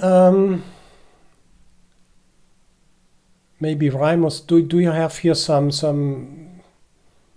signals here or whatever on the SI tracker? I'm not sure, but when the price trades into Let me check. Yeah. Let me check. Into 67 in this case, then we introduce the price dynamics plot. The price dynamics plot is simply based on the aggressors and the liquidity. This is what we see here, what they are selling into bids and what they are buying from ask. We have visualized, we're trying to visualize this behavior because it is extremely hard to follow these numbers here. It's important to watch it and to see what happens under certain liquidity levels. But our intention was, how can we bring this technique of the order book, not in based on numbers or whatever, but in a visual style to give you a guidance to show you in a blink, in a moment, what the market is doing. We call that price dynamics plot. And you see in this example right here, you see this big red sign here, bullet. This is, yeah, the intensive the color is, the intensive the color is, the more volume was traded at this point. That means this dark red bullet means that this is a high volume traded into this level. And when you zoom in, so we are sampling because that's how we are relying on Bookmap. That's really hard to code and to make it visible. We are sampling. We just optimize the price dynamics plot to the futures, especially for the ES future. You see how more and more sellers are hitting the bids, and suddenly they are accumulated here into the liquidity. We got a big red dot here, which means high traded volume. And then you see immediately that buyers came in control here. So that means this price dynamics is showing us, in this case, at that extreme point, that was an exhaustion of sellers. And now the buyers come back into the game and trying to lift the offer. Green, dark, no, it's not dark green, but light green, light red, because sellers came back, but really minor one. The force was not big here. The intention was not big. Then finally the buyers take control and the price goes up. Due to the nature of the game between buyers and sellers, it's impossible to make everything green, because this is a real-time indicator here. It gives you an idea that you can't short here, but you have to go long. It gives you an idea that this red bullet here, in this case, is a high traded volume, and it's not a spike, because when you, and that's the point I would encourage every one of you, if someone from Bookmap is telling you that's a spike or that's a stop run or whatever, zoom simply in and see what happens, because the aggregated data in Bookmap gives you a completely different view of the market than in comparison when you zoom into the market. Other. Some interesting thing I saw on ES. If you look at the screenshot that I shared, you see that the first one is indicative of a stop run, but it's a small one, as you can see. But if you look at the chart, and that's the second screenshot, that's some interesting stuff. There you see that this is a stop run for the low of the previous day around 9 o'clock. Yeah, I see that. That's the blue line. So they went for the stops just below this one. And when these things happen, it tends to be a sharp turn in a lot of cases, because it's a stop run where they shake out all the retailers, and then they go up and they sell it higher. You see the stop run if you want here, but it's especially interesting if you look at the chart, because it's very obvious. I see what you mean. They went a little bit below it just to take out the stops, and then they make a run for it. By the way, you see that this is the same line here. I know what you're saying here. I'm really...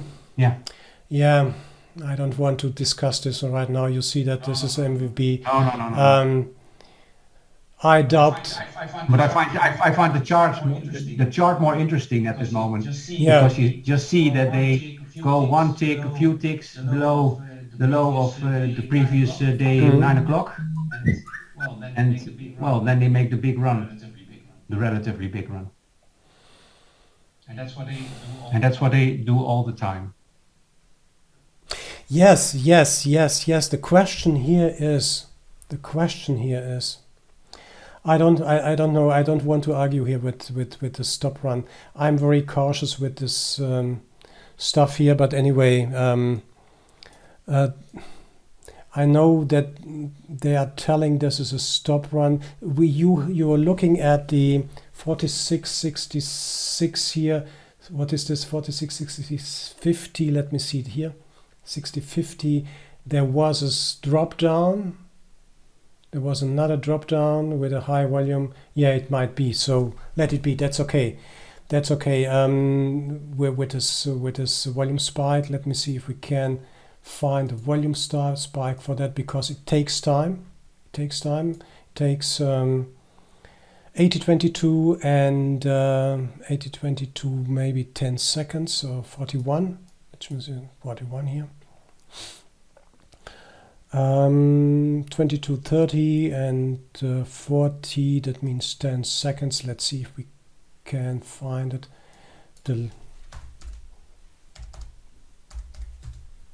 Excuse me, that's the wrong one.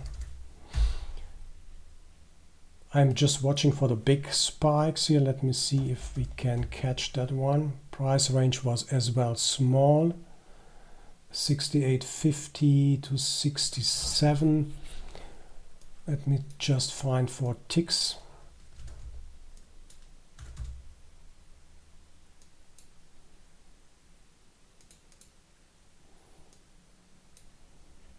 But more than that, I wouldn't ever. Okay, anyway, I would suggest to watch for this exhaustion, because that you'll see here, sell volume spike. You can drill down the numbers, so for every single of this spike signals, we call it SPY signals, because we use them as well for stocks. So what I have, a trigger volume of 300, maximum duration 1 second, and then price range at least 4 ticks, and the ratio between buy and sellers is 2. And that means we got a signal here as well. We call it spike signal because it spiked down. Whether this is stop run or not, that's something different. But what we see here is as well, we see the spike. We have this indication in the price dynamics plot, which shows exhaustion because of the high volume. It traded not exactly in the, maybe in the liquidity here. And then the price dynamics started to show green. And you can rely on that, at least for the AES E-mini future. You can rely on that. So that was a spike. The question is, what should we do now? Go short or go long, because we don't have anything here.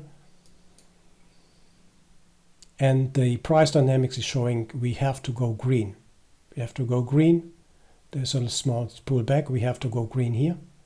And then we have to manage our trade into 74. This is extremely helpful indication here, because when we see the volume spikes into a certain area, as well on the MVP, you see the same one.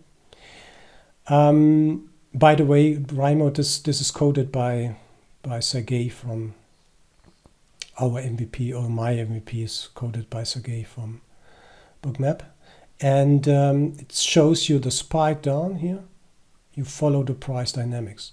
Price dynamics show you the real order book trading we would like to see when either the buyers are in control or the sellers are in control. Walter, in price dynamics, it shows the aggressors or the interaction of the aggressors with the interaction between aggressors and liquidity. It's an interaction. Yeah, it's not.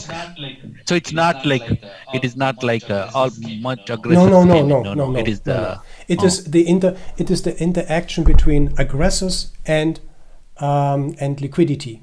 That's the purpose of this green band of the price dynamics plot, because my philosophy is that we should maintain a clear picture of the market.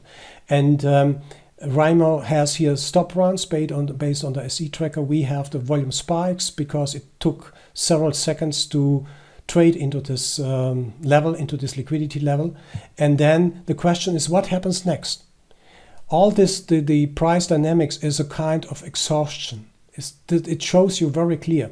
This is this you can. Let me show you that you can play with different settings here.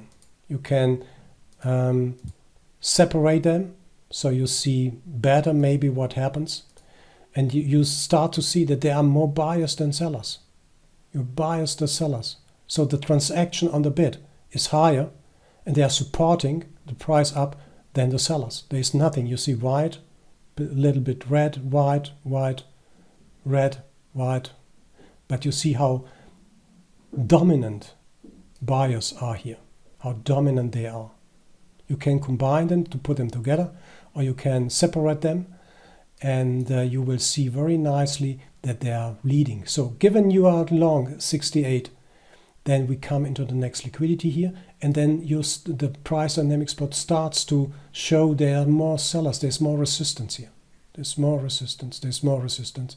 There are not enough buyers at this moment. That can change, because this is a dynamic order flow that can change. But see what happens here. Exhaustion, and every exhaustion, that was an iceberg of 3,000 here.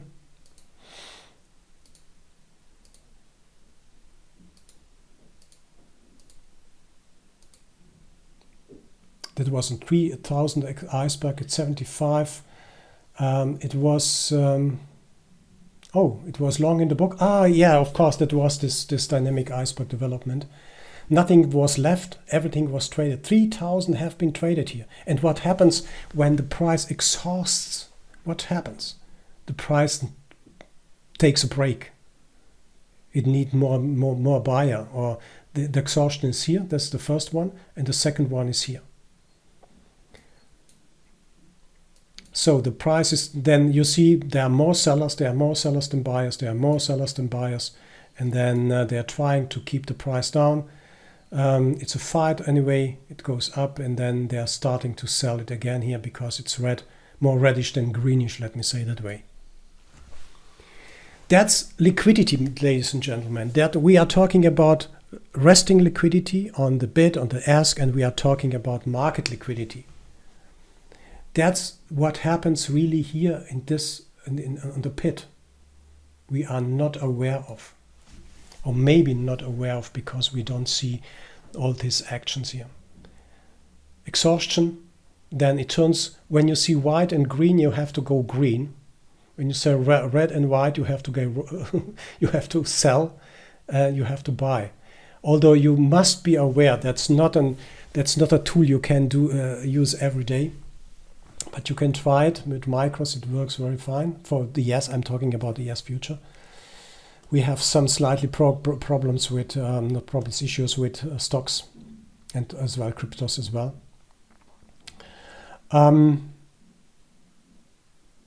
Yeah, that's liquidity. That's volume and liquidity, guys. And you can have this help us just to determine the direction of the market. Still more selling than buying here.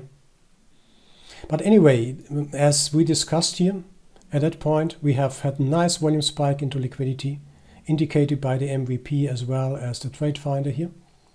And then it started to go green. There are no sellers here, so we have to take it long, 68. And the next level is 75. We will see in the correlated market how this turns out in the next days, or maybe tomorrow, hopefully. Any questions so far? One last. So, can you go back to the chart, please? The V delta on the bottom. That's the pure aggressor. Yes. Right. Yes. Okay.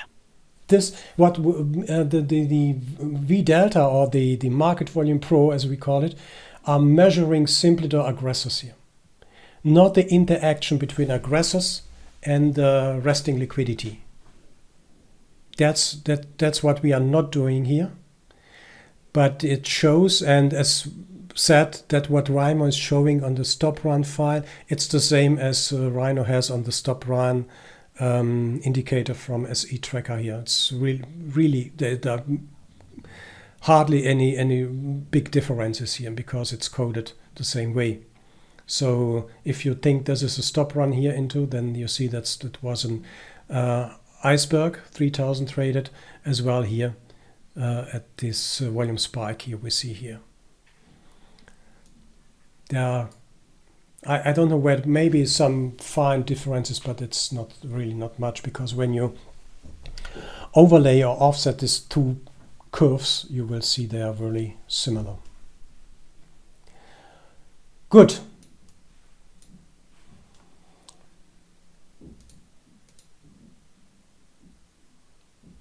Yeah, we talked about the liquidity meter. I just want to go again here. Why is it important? Because the volume and liquidity meter, you will at any time knows when and why a market stalls. There are no aggressors. So for our trading, it is important to understand that when there are no aggressors, there is no power, there is no energy to move a market into a certain direction. And when we see a high market volume participation, we must be ready. We must be ready to fasten our seat belts, of course, because the market will trade very fast in one direction. So either it goes 90-degree up, which means sweeps or high volume participation, or it takes some time. And that's what I'm saying. The market volume is extremely important to us, and as well the resting liquidity as well is extremely important to understand the characteristics of every single market. When we trade stocks, coming back to Tesla here, if it opens, then we want to find the spikes. We want to spy the sweet stops or the sweet entries here. When we trade Tesla, we want to know where the liquidity is. We want to, maybe we are late and we want to catch this the swing highs or swing lows. Depends on. That's what we want. And to understand if the market is really in the mood to trade, I think we saw market volume of 50,000 or something like that. I can't remember even when we have a previous 15,000 here, when we have had a previous look. So that means that might be the average liquidity, market volume for Tesla right now. Not sure, but you will see 50,000 here for this. Let me see Microsoft. Oh yeah, that was another point. 1,200, and the average liquidity of Microsoft is 250 here. So every single instrument you are working with will have his own characteristics, and this own characteristics, I think, should be considered when you are trading a market. And I'm not a friend. I'm not a friend to see everywhere some numbers, but I'm a friend to watch this, to find the sweet spots, and then to trade. I want to be the first on the yes, or in the saddle when the market lifts off or starts to trade. And by the way, guys, few minutes ago I told you, or I mentioned that the market, that this price dynamics plot is more reddish than greenish here. So it's really hard for the price at the moment to trade higher. It's still more sellings than buyings. For those of you who are scalping, that might be an idea how to do. Okay. Yeah, we talked about the live view, which is quite important to see the correlations between markets like QQQ, NQ, ES, VXX we will talk about, and SPY. Okay guys, the price dynamics, I talked already about price dynamics. I would like to encourage you to have a look at page 27 and 28. As I mentioned, the price is always driven by market buyers and market sellers. And the price dynamics shows you very reliably for the years. I'm not talking about stocks, I'm not talking about cryptos. Please be aware of that, because we are just examining and researching and understanding how to code that best for Bookmap. You know, it wouldn't be a problem, it wouldn't be an issue or a challenge. No, it wouldn't be a challenge to do this for NinjaTrader or Sierra, but in Bookmap it's a little bit more special. And therefore we are sampling the buyers and the sellers in the transaction between aggressors and limits. And then we are drawing, or how to colorizing or plotting this information in a plot. You can separate or you can combine, and then you get a very nice overview what the market might do. And this spikes, this greenish and reddish spikes here, shows you exhaustion.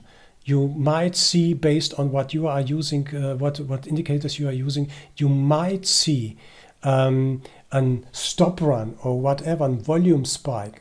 But you see that as well here in this diamonds or these spikes here in this case here.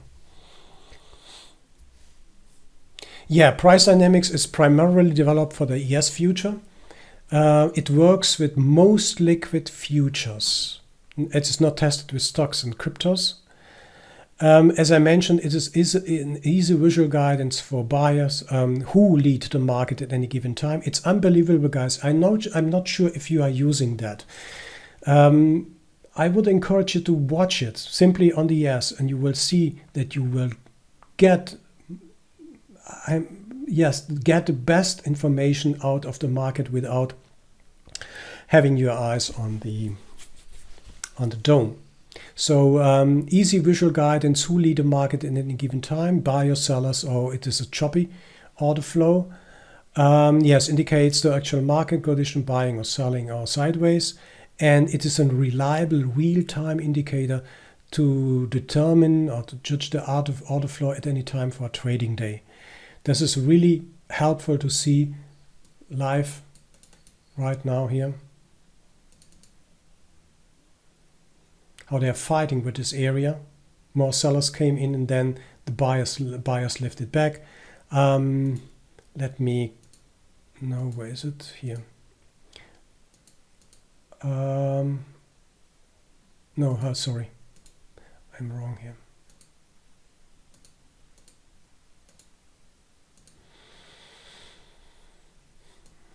Maybe I like the combined view because it's constructed to show you who leads more, the sellers or the buyers. So you see that very nicely here into this liquidity above.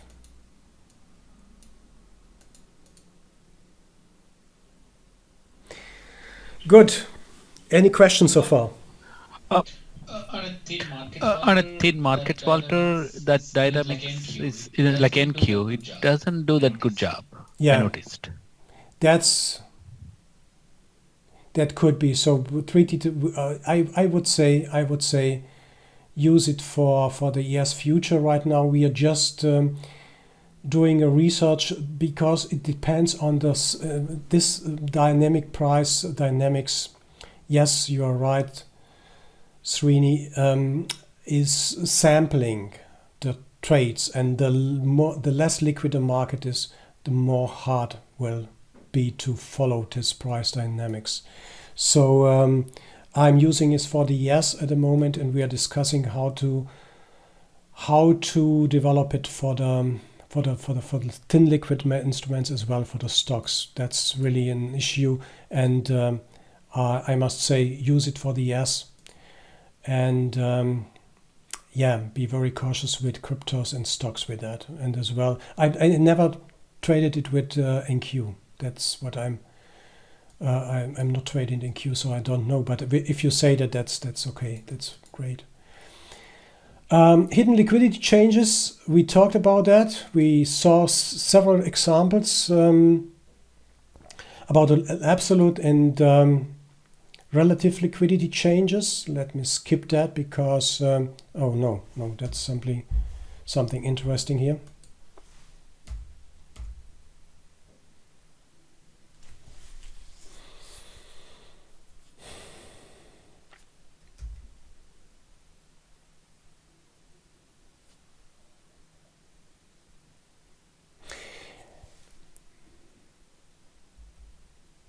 Yeah, that's why are we doing this effort? Why do we do that? As I mentioned, that's a screenshot of last Friday here. You see here on my chart. We want to know where the game players are in the game. On some days it's crystal clear. Excuse me.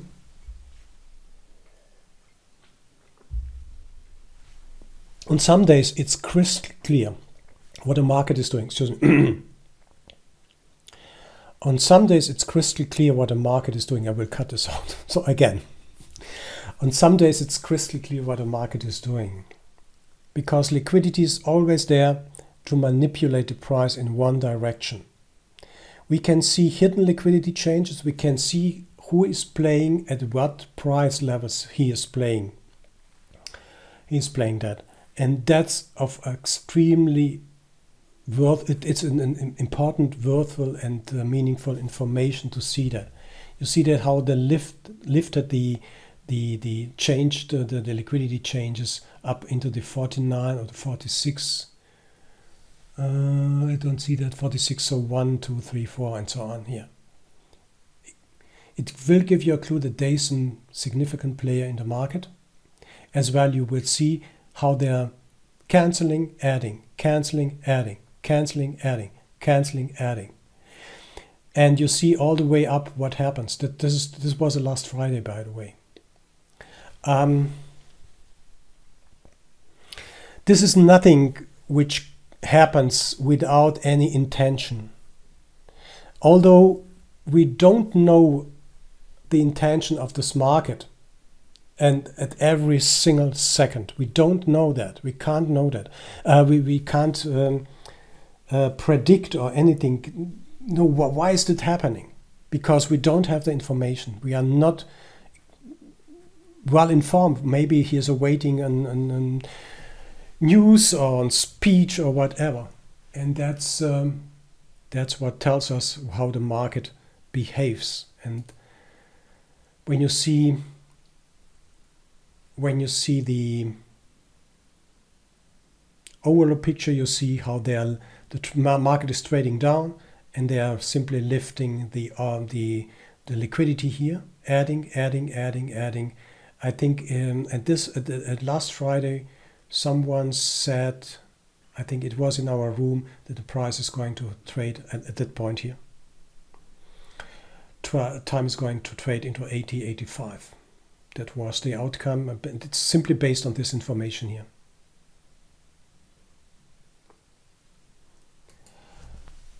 Okay, guys.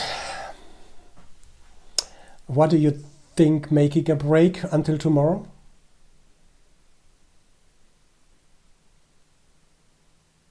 Hey, Walter, this is Frankie. Hey, Walter, this is Frankie. Hi.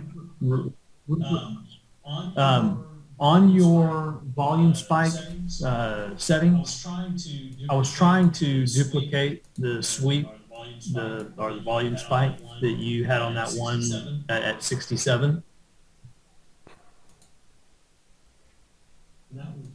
That'd be probably 12.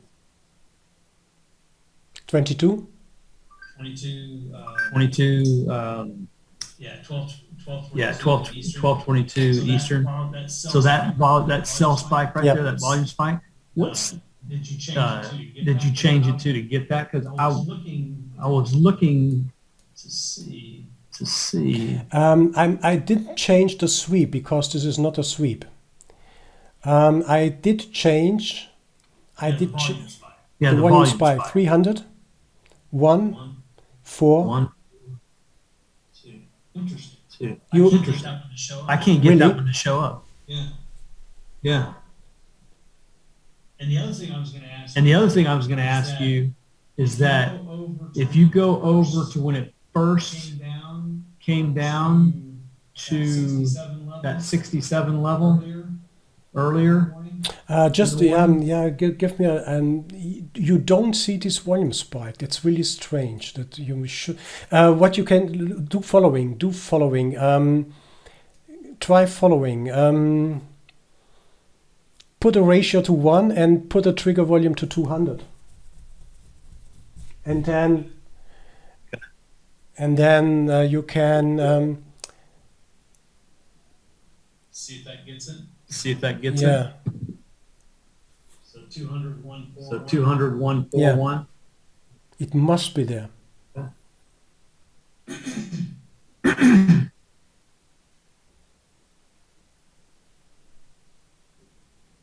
It's going through and calculating. It's going through and calculating. It must be there. It might be that the data feed and the data quality differs. That we have slight differences, but it must be there. There's no excuse. You are running version 3 as well? Yes. Yes. It must be there. As soon as it gets finished calculating. As soon as it gets finished calculating, For some reason. for some reason it is not showing up. Weird. That's really weird because we should have the same signals. We should have the same signals, and I don't. You are running. Are you running I have Rhythmic as well? Right? Yeah. You are running. Yeah. Can you make us screenshots here based on the ES and the configuration here? So just send me that over. It must be there. It must be there. Wait. What you can do, increase the duration to, let me say, 5 seconds.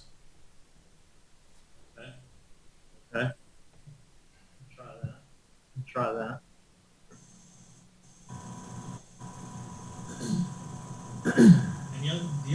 And the other part I was going to ask you about is on the price dynamics line. If you go back over to earlier in the morning, when we got the first spike down to 67. So more a little bit later in the morning there. So right in there. So I just wanted to see on the price dynamics. Okay, good, because you're showing on your price dynamics. Just a moment. I just want to get rid of this numbers here.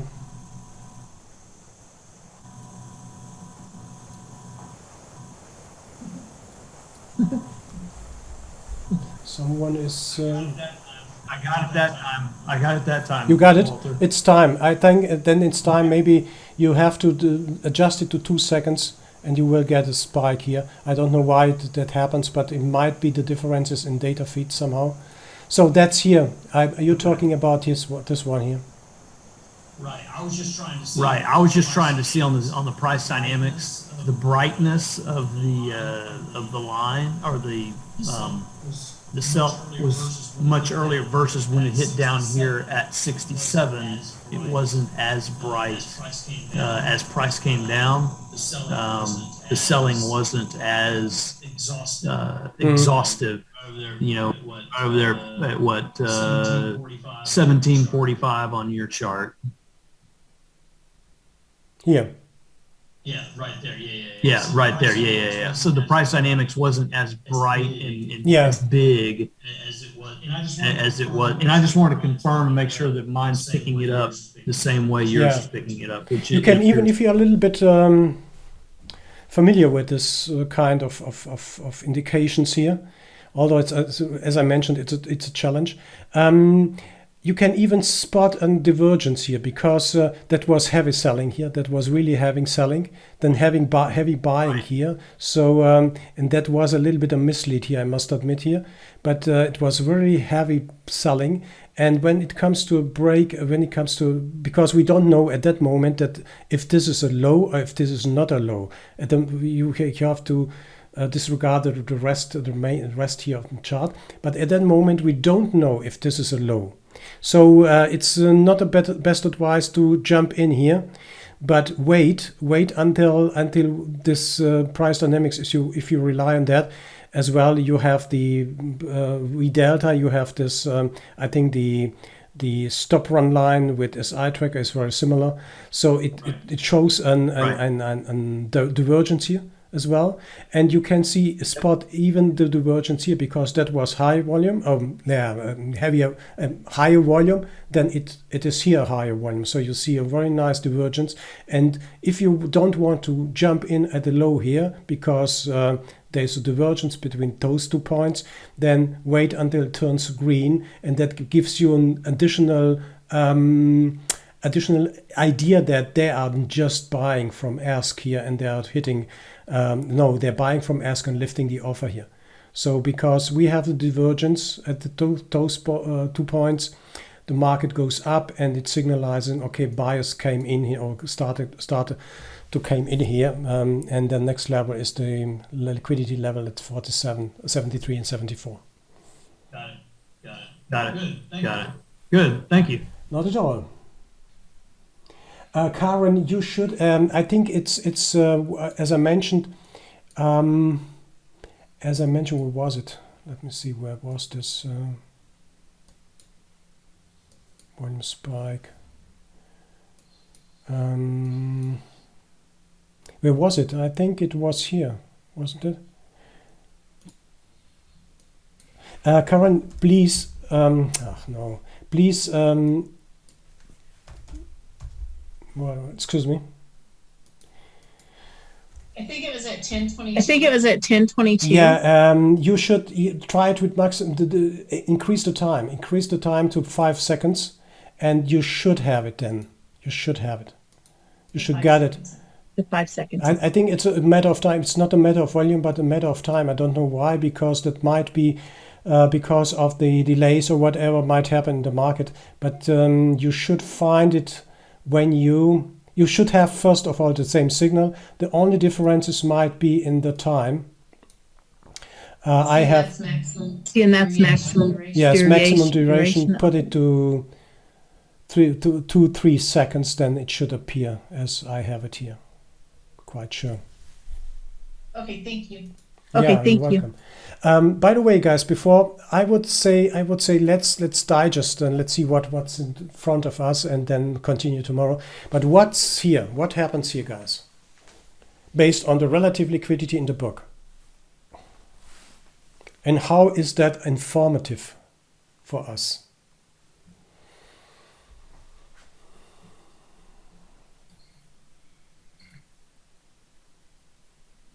May go down. It may go down. Yeah, it certainly looks like it's. Yeah, it certainly looks like it's being.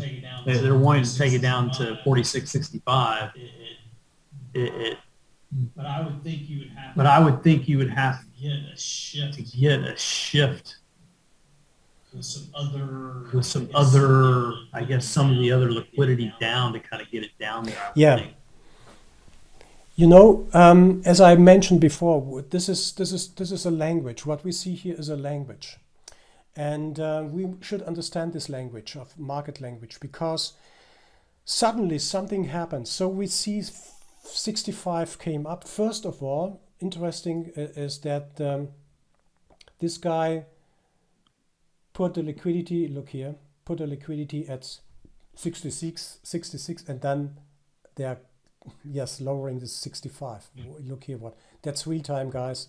And as we are talking about this liquidity, we see a huge sweep. We will talk about sweep.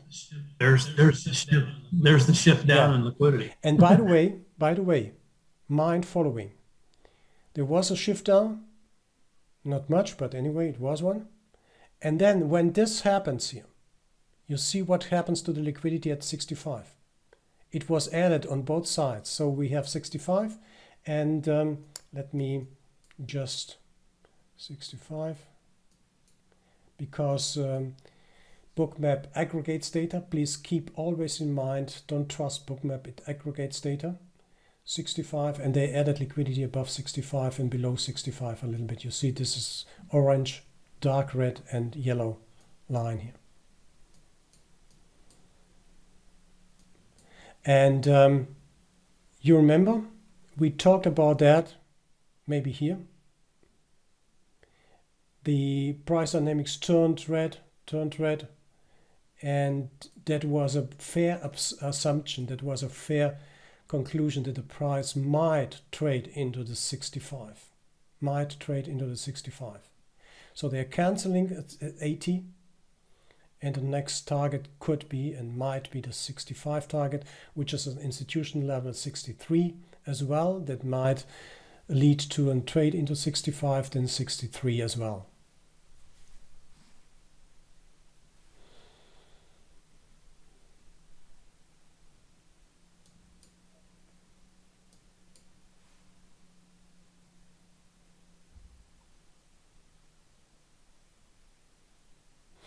Can you point TradeFinder liquidity meter is different than BM Global and liquidity meters? What is liquidity meter Bookmap? I'm not sure. I mean the book, the volume. You have a Global Plus license, right? So and on top of, but right next to the book, that's order book imbalances. These are order book imbalances. So these are order book imbalances. This is not a liquidity meter, they call it, but they are showing order book imbalances. We will talk about tomorrow. We will talk of order book imbalances tomorrow.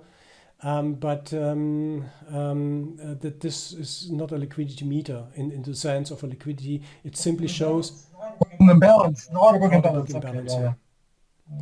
Okay, guys. How should we proceed? Do you have some time? Should we add another hour this afternoon, your time, US time, this evening here in Europe, to discuss the order book imbalances?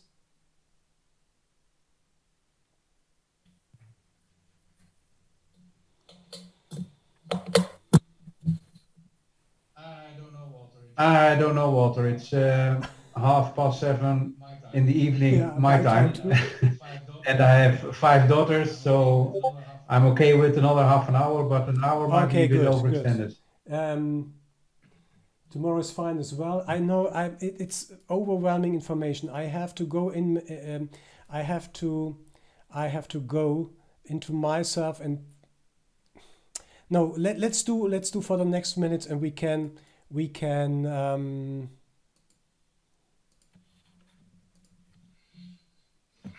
No, I have skipped that one. So sorry. I think we discussed the most important parts. Just let me add for the next few minutes something you may think about what's in for you tomorrow, and then let's continue tomorrow with the icebergs, and let's come to the strategies. What I recommend. I can talk all the week about this interesting indications pieces of the market, but it's really something it's too much for everyone today. Yes, great strategies are important.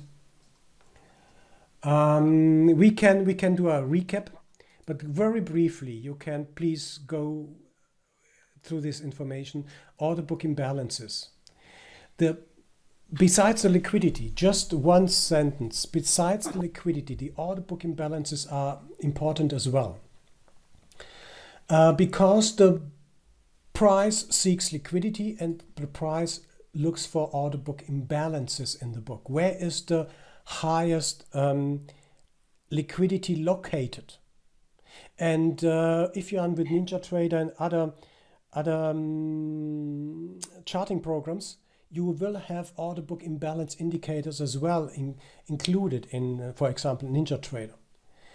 The meaning of the order book imbalance is that it shows us where the biggest imbalance is. I mean, I mean, what I'm saying by that is that we see where the imbalance is or might be in the book. But in some, I don't find, let me see if I find anything. Yeah. Oh, no. If I find something today, if I find so, no. So the trade finder is measuring the order book imbalance. It shows you with an triangle where the market might trade to or going to, but I don't see anything really meaningful right now. Let me see the NQ. Yes, here, for example.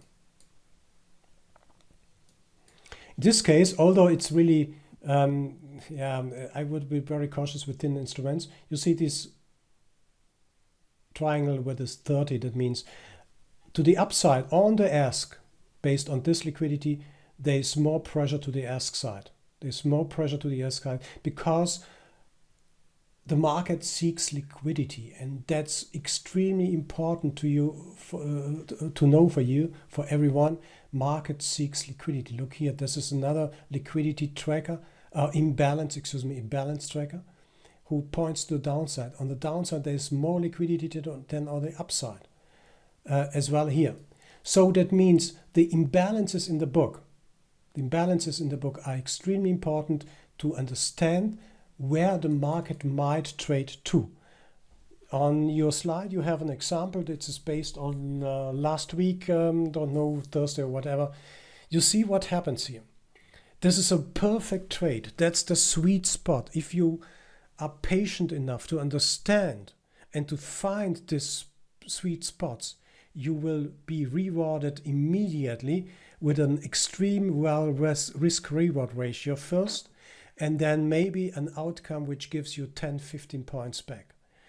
That's an extremely nice picture here. That was, I think it was last week, I think Wednesday or Thursday, I don't know. And that was the pre-market. The pre-market traded into liquidity. Then the imbalance tracker came up and signalized, oh, wait, there's to the upside, there's more liquidity. Although, I mean, that's really nothing magical because we see that already here at this level. And in the price dynamics plot, you see only buyings. Then the pullback came back here. But when you are entering the market at the lowest possible point, you will understand that the market is or will trade towards this liquidity. That's what I calling a sweet spot. And the imbalance tracker, don't ignore it. Put it on if you are trading ES. It's much harder to have them on chart if you are looking for QQQ or SPY. I will show you that, because it is extremely hard to find nice liquidity edges in SPY, in QQQ as well, and therefore the liquidity tracker is meaningless in this kind of environment. But for some nice high liquid markets like ES, we can use it as well for the treasuries. So the order book imbalance is important because it points to the side where the biggest or the most liquidity is. And as mentioned, the liquidity is a attractor, repellent, or supporter. It can support the price, it can attract the price, but be as well as act as repellents, be repellent to the price. As at liquidity levels, institutions, market makers, algos are seeking to transact. And icebergs are used to provide liquidity along the auction, not necessarily at swing highs and swing lows. One last point for today I will stress is, if you don't see liquidity, that's as well important as well. So where we have two clusters in a chart normally, there where liquidity is and there where no liquidity is. and that's important as well. Okay, guys, that's it for today's. Tomorrow we will talk about sweep, stop runs, volume spikes, and absorption. And then we are starting with the strategies.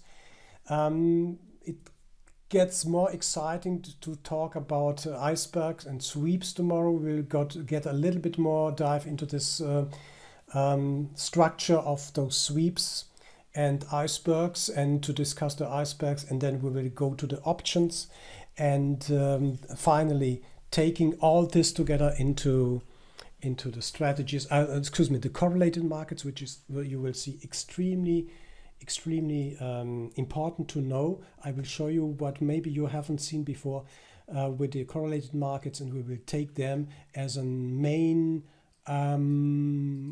argument for us when we see what happens and how to trade. To wrap up, yes, I'm going to stop the recording, and I have to not transact, but I have to make an MP4 file, and then I'm uploading it. You will get the link tomorrow for the recording. To wrap up, we should gain. Yeah. Sorry, Yes. but can I ask one question? It's about the slide before. That's one of the big mysteries for me using Bookmap, where there's this zone where there's no liquidity. And yes, this one. And this is one of the most fascinating things for me, because I understand the idea of that liquidity is a big magnet, but I can't tell exactly when liquidity acts as a magnet or when it works as a deterrent, because in some cases it approaches the liquidity, and then just before it hits the zone, it goes into the big black zone, like the no liquidity cluster. And this makes no sense, because the liquidity is then in this example below, and above there's no liquidity at all. So what is the phenomenon that explains this situation, and do you have anything that might shed a light on You mean this? because you are not sure that let me just repeat, I'm not sure if I understood you right. So that it's hard to understand when the liquidity the price is attracted by the liquidity as a magnet, and trades into liquidity, and there is no liquidity above or below. Yes, and sometimes it just goes on and it eats the liquidity, and then it makes it move. Yeah, of course we can understand this all, because the liquidity has been eaten up then.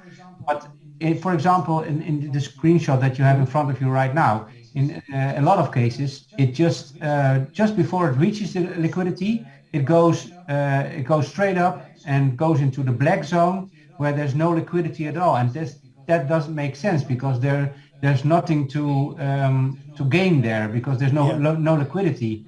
So why doesn't it go through then? And that's one of the big mysteries for me. Yeah, Do you understand what I mean? You mean. I understand very well what you mean.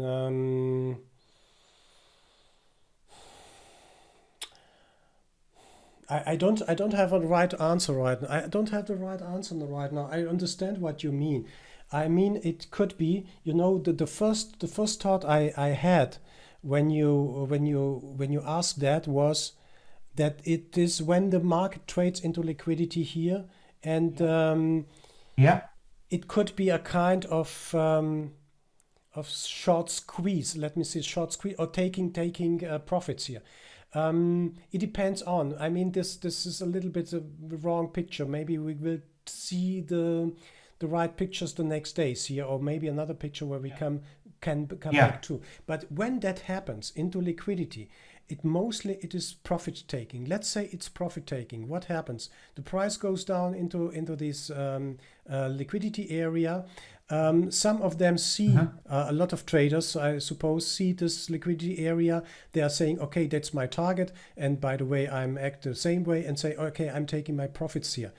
Then some are yes, some of the traders might see that the price is not coming back, and they jump on and try and drive the prices up. But there is no liquidity anymore, so there is nothing. Most of the, I bet, I'm not sure, but I bet. Let's see if we can find an example the next days here. I don't see any example. Let me see here. Walter, can I give it a try? Most likely, we have aggressors, not enough liquidity there. So that means price. There was a that means there was a level where aggressors were able to go and get a fill to the upside, even though there is no liquidity there. That means you can see it, I think the indication on the liquidity chart would be you will see very less amount of aggressors. Yeah, what I would like, Reimer, I don't have the perfect answer for you right now on that. I would like to see that in real time and real life on the chart to understand a little bit better the action, because this is a really picture book. Let me say that's a picture book, order book imbalance, because there is nothing above, so they are trading all down. But that can change, because they are trying to hit this level here and then get a fill. It is an accumulation at this point. You can see, as you showed in the chart, maybe 2 days ago that was a low as well, or yesterday's low, whatever. And they accumulate it, and they start to lift the price or up. To lift the price up.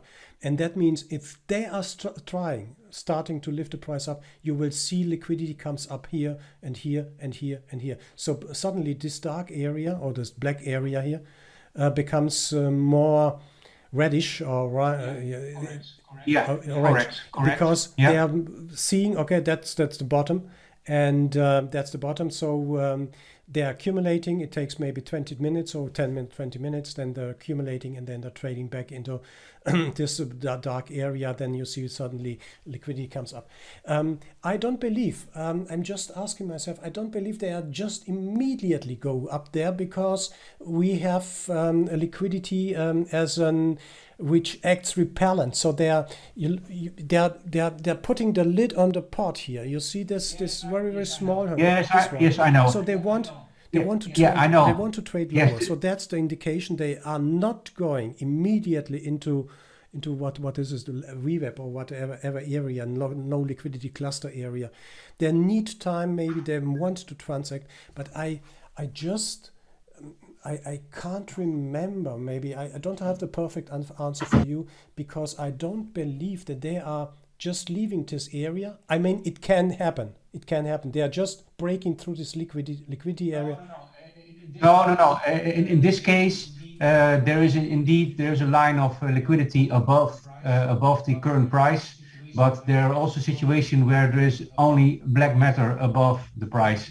And those situations I'm referring to. I don't have. I don't have the right answer right now. Let's see whether we can spot something tomorrow, Wednesday or Thursday, and we can take it as a discussion base for your question here.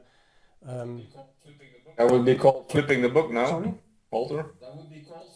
That would be called flipping the book. It's calling flipping the book, but we have to see that first. So I don't, Yves and Reimer, I don't have the right answer right now. So let's see if we can spot something the next 2 days or 3 days, and then let's start to discuss it again. Okay. Just good. for the conclusion. The conclusion today, we learned a lot about liquidity, and that's the main part. You see how this is really flipping. Trade Finder is, from my point of view, the best tool. You can see a spot on the chart what's really happening here. You see how this sweep happened, and now they are attracting 65 here. That's the next attraction point. Order book imbalances are important for liquid instruments. I'm talking about liquid instruments. For other instruments, it's not relevant, because it's meaningless. For example, when you look the QQQ, I think it's QQQ. Yeah, you see that? That's it works. It works, but you see this really tight band here, really tight band around this price action. It works, but it's not perfect. That's really something I just have on my chart here. I'm relying on other significant areas where I can spot the swing highs. That's something with imbalances which are not suitable for instruments where you don't have a very clear picture of instruments here, like the HYG as well. No. So yes, thank you for the first day. It's demanding. I know. We will talk tomorrow about sweeps, about icebergs, and we will come to options, and then starting off to the strategies, and then seeing that we see the strategies running and in action on Wednesday and Thursday, and to discuss all open questions you might have here during the day. Let me go through the questions.